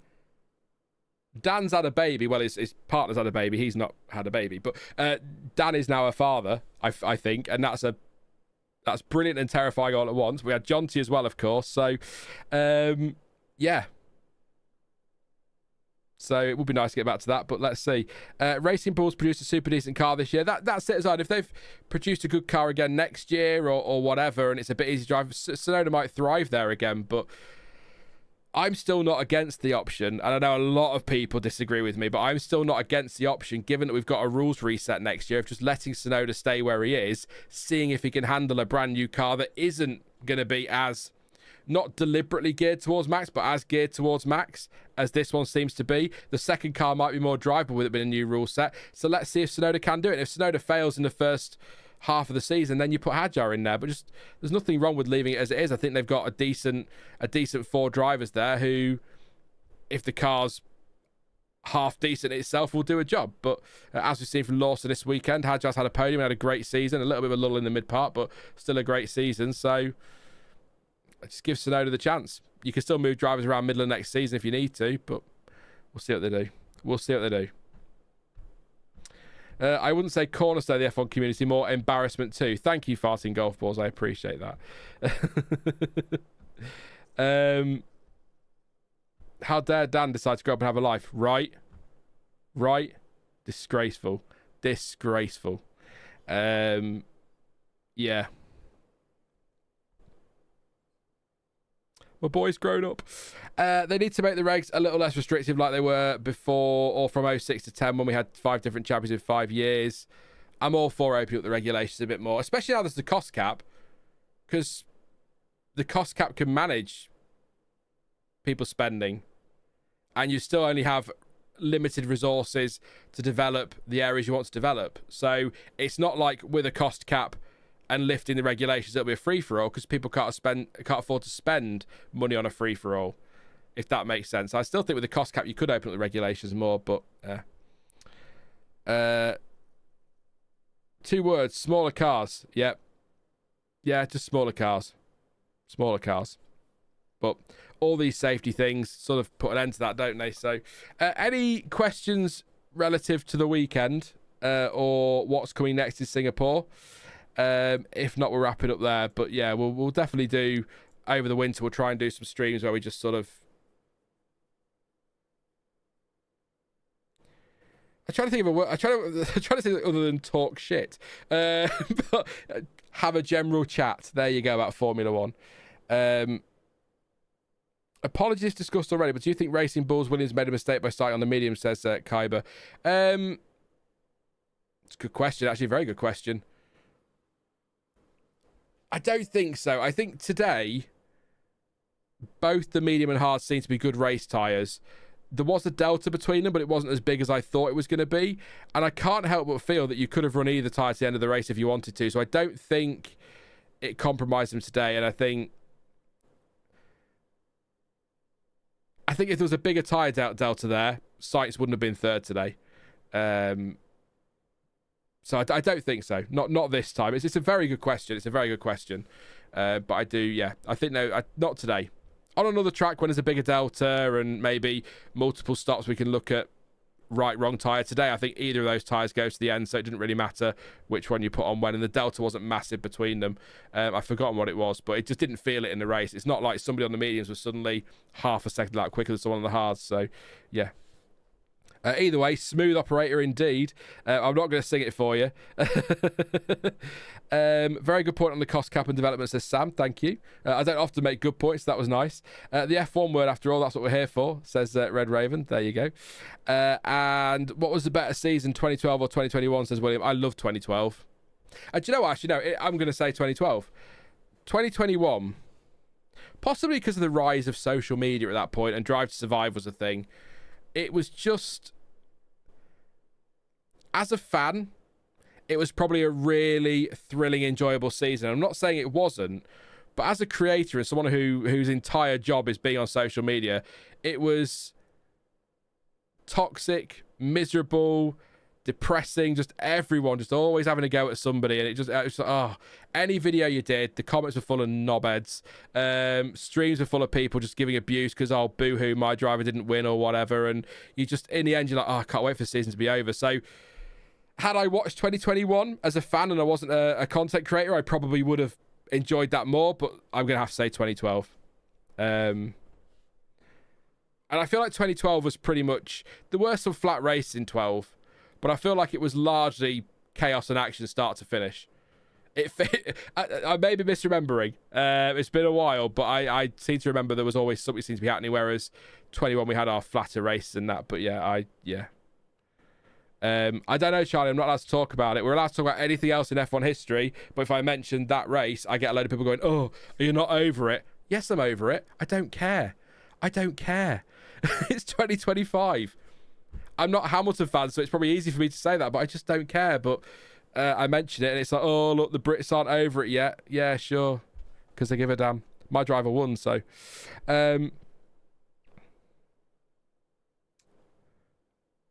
So what you're saying is you miss those days of us all being knobheads and posting abuse. I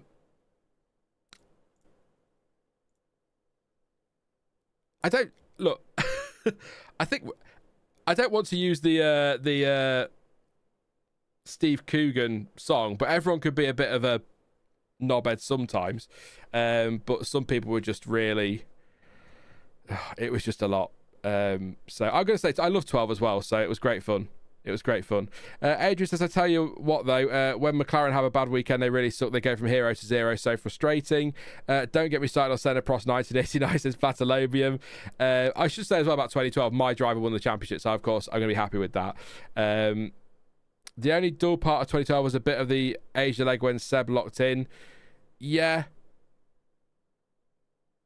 but there's lots going on behind, wasn't there? That was when we had the tyres falling apart and stuff as well. So, even if you had a dominant winner, things were still happening behind. So, 2012 did produce your most viewed stream, though. It did indeed.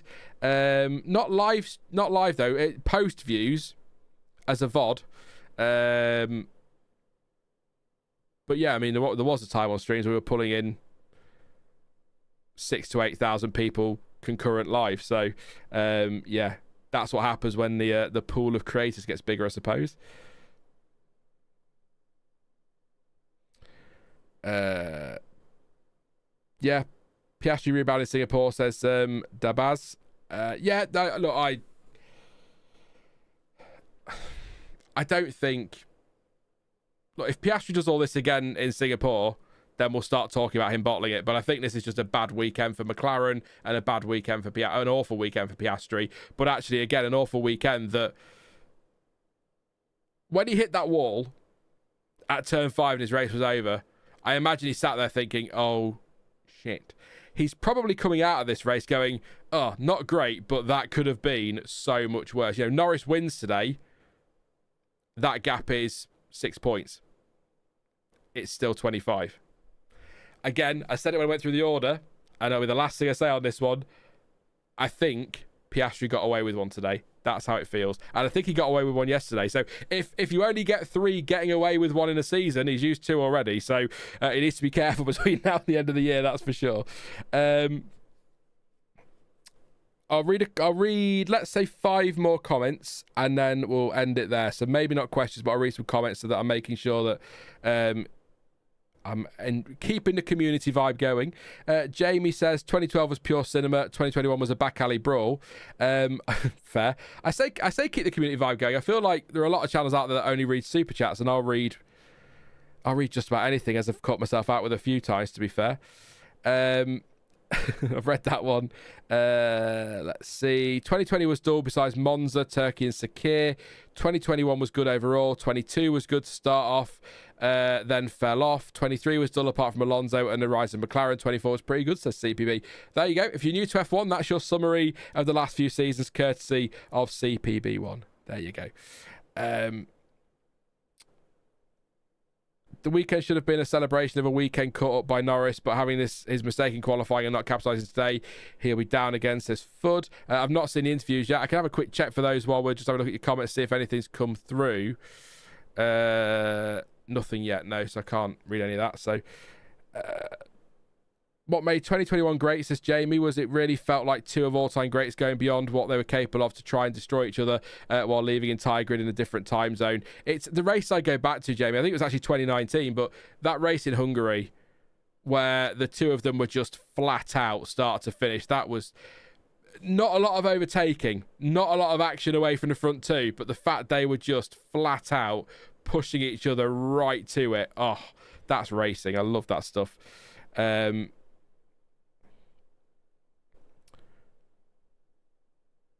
Alonso was pretty brawly in 2012.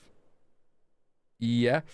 Craig says Norris has been gifted nothing. I mean, his teammate left the door wide open for him yesterday and he didn't get it right. And he had the door left open wide for him today and he didn't get it right. So I think over the course of the season, you might have a point. I'm not going to go back and analyse every race because we're going to end the stream in a minute. And it is, you know, that's a lot of talking to do. And I want to give you all a break from my gob. But I think this weekend he was handed 2 massive opportunities and took neither. So I think he was gifted those because his teammate messed up. But again, maybe over the course of the season you might have a point. I might go away and have a look at that this afternoon. And maybe that's something for us to discuss next time we're live. But yeah, it's one I'm not going to commit to either way because I might be completely wrong.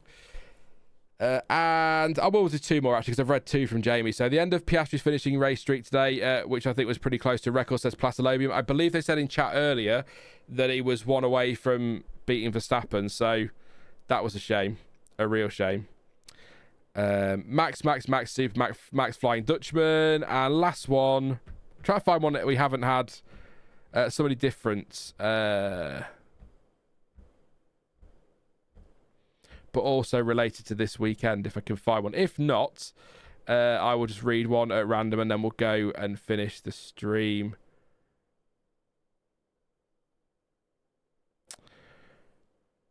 At least Stoff won the title in Formula E. There you go, says CPB. I'm guessing that was one of those years. But yeah, we are going to leave it there for today. Just a reminder again,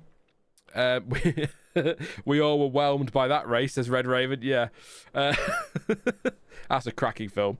That is a cracking film. But anyway, just a reminder, content a bit sparse and sporadic probably over the next week. I am still going to be working. I'll still be around, but just keep an eye on the channel. There might be some things that you need to watch and I need your input on. So bear with me on that one. But I will be back for Singapore. Hopefully. So all should be good there. Looking forward to Singapore. Like I say, could be good fun. So hopefully we can have another good weekend and plenty to plenty to discuss there, I'm sure. But yeah, please do drop a like before you go. Thank you. We got over 100, so that was massively appreciated. So thank you very much for your support today. And actually, all weekend, great stream yesterday. Some really good numbers on there as well, given where the channel is at the moment. And also, thank you for your company this afternoon. Hopefully, have a cracking rest of the weekend. Only 2:20 here in the UK, so still time to get down the pub. Plenty of time. We're British after all. You should be down the pub. But as ever, thank you for watching. I've been Sean. This has been the F1 Word, and until next time, goodbye.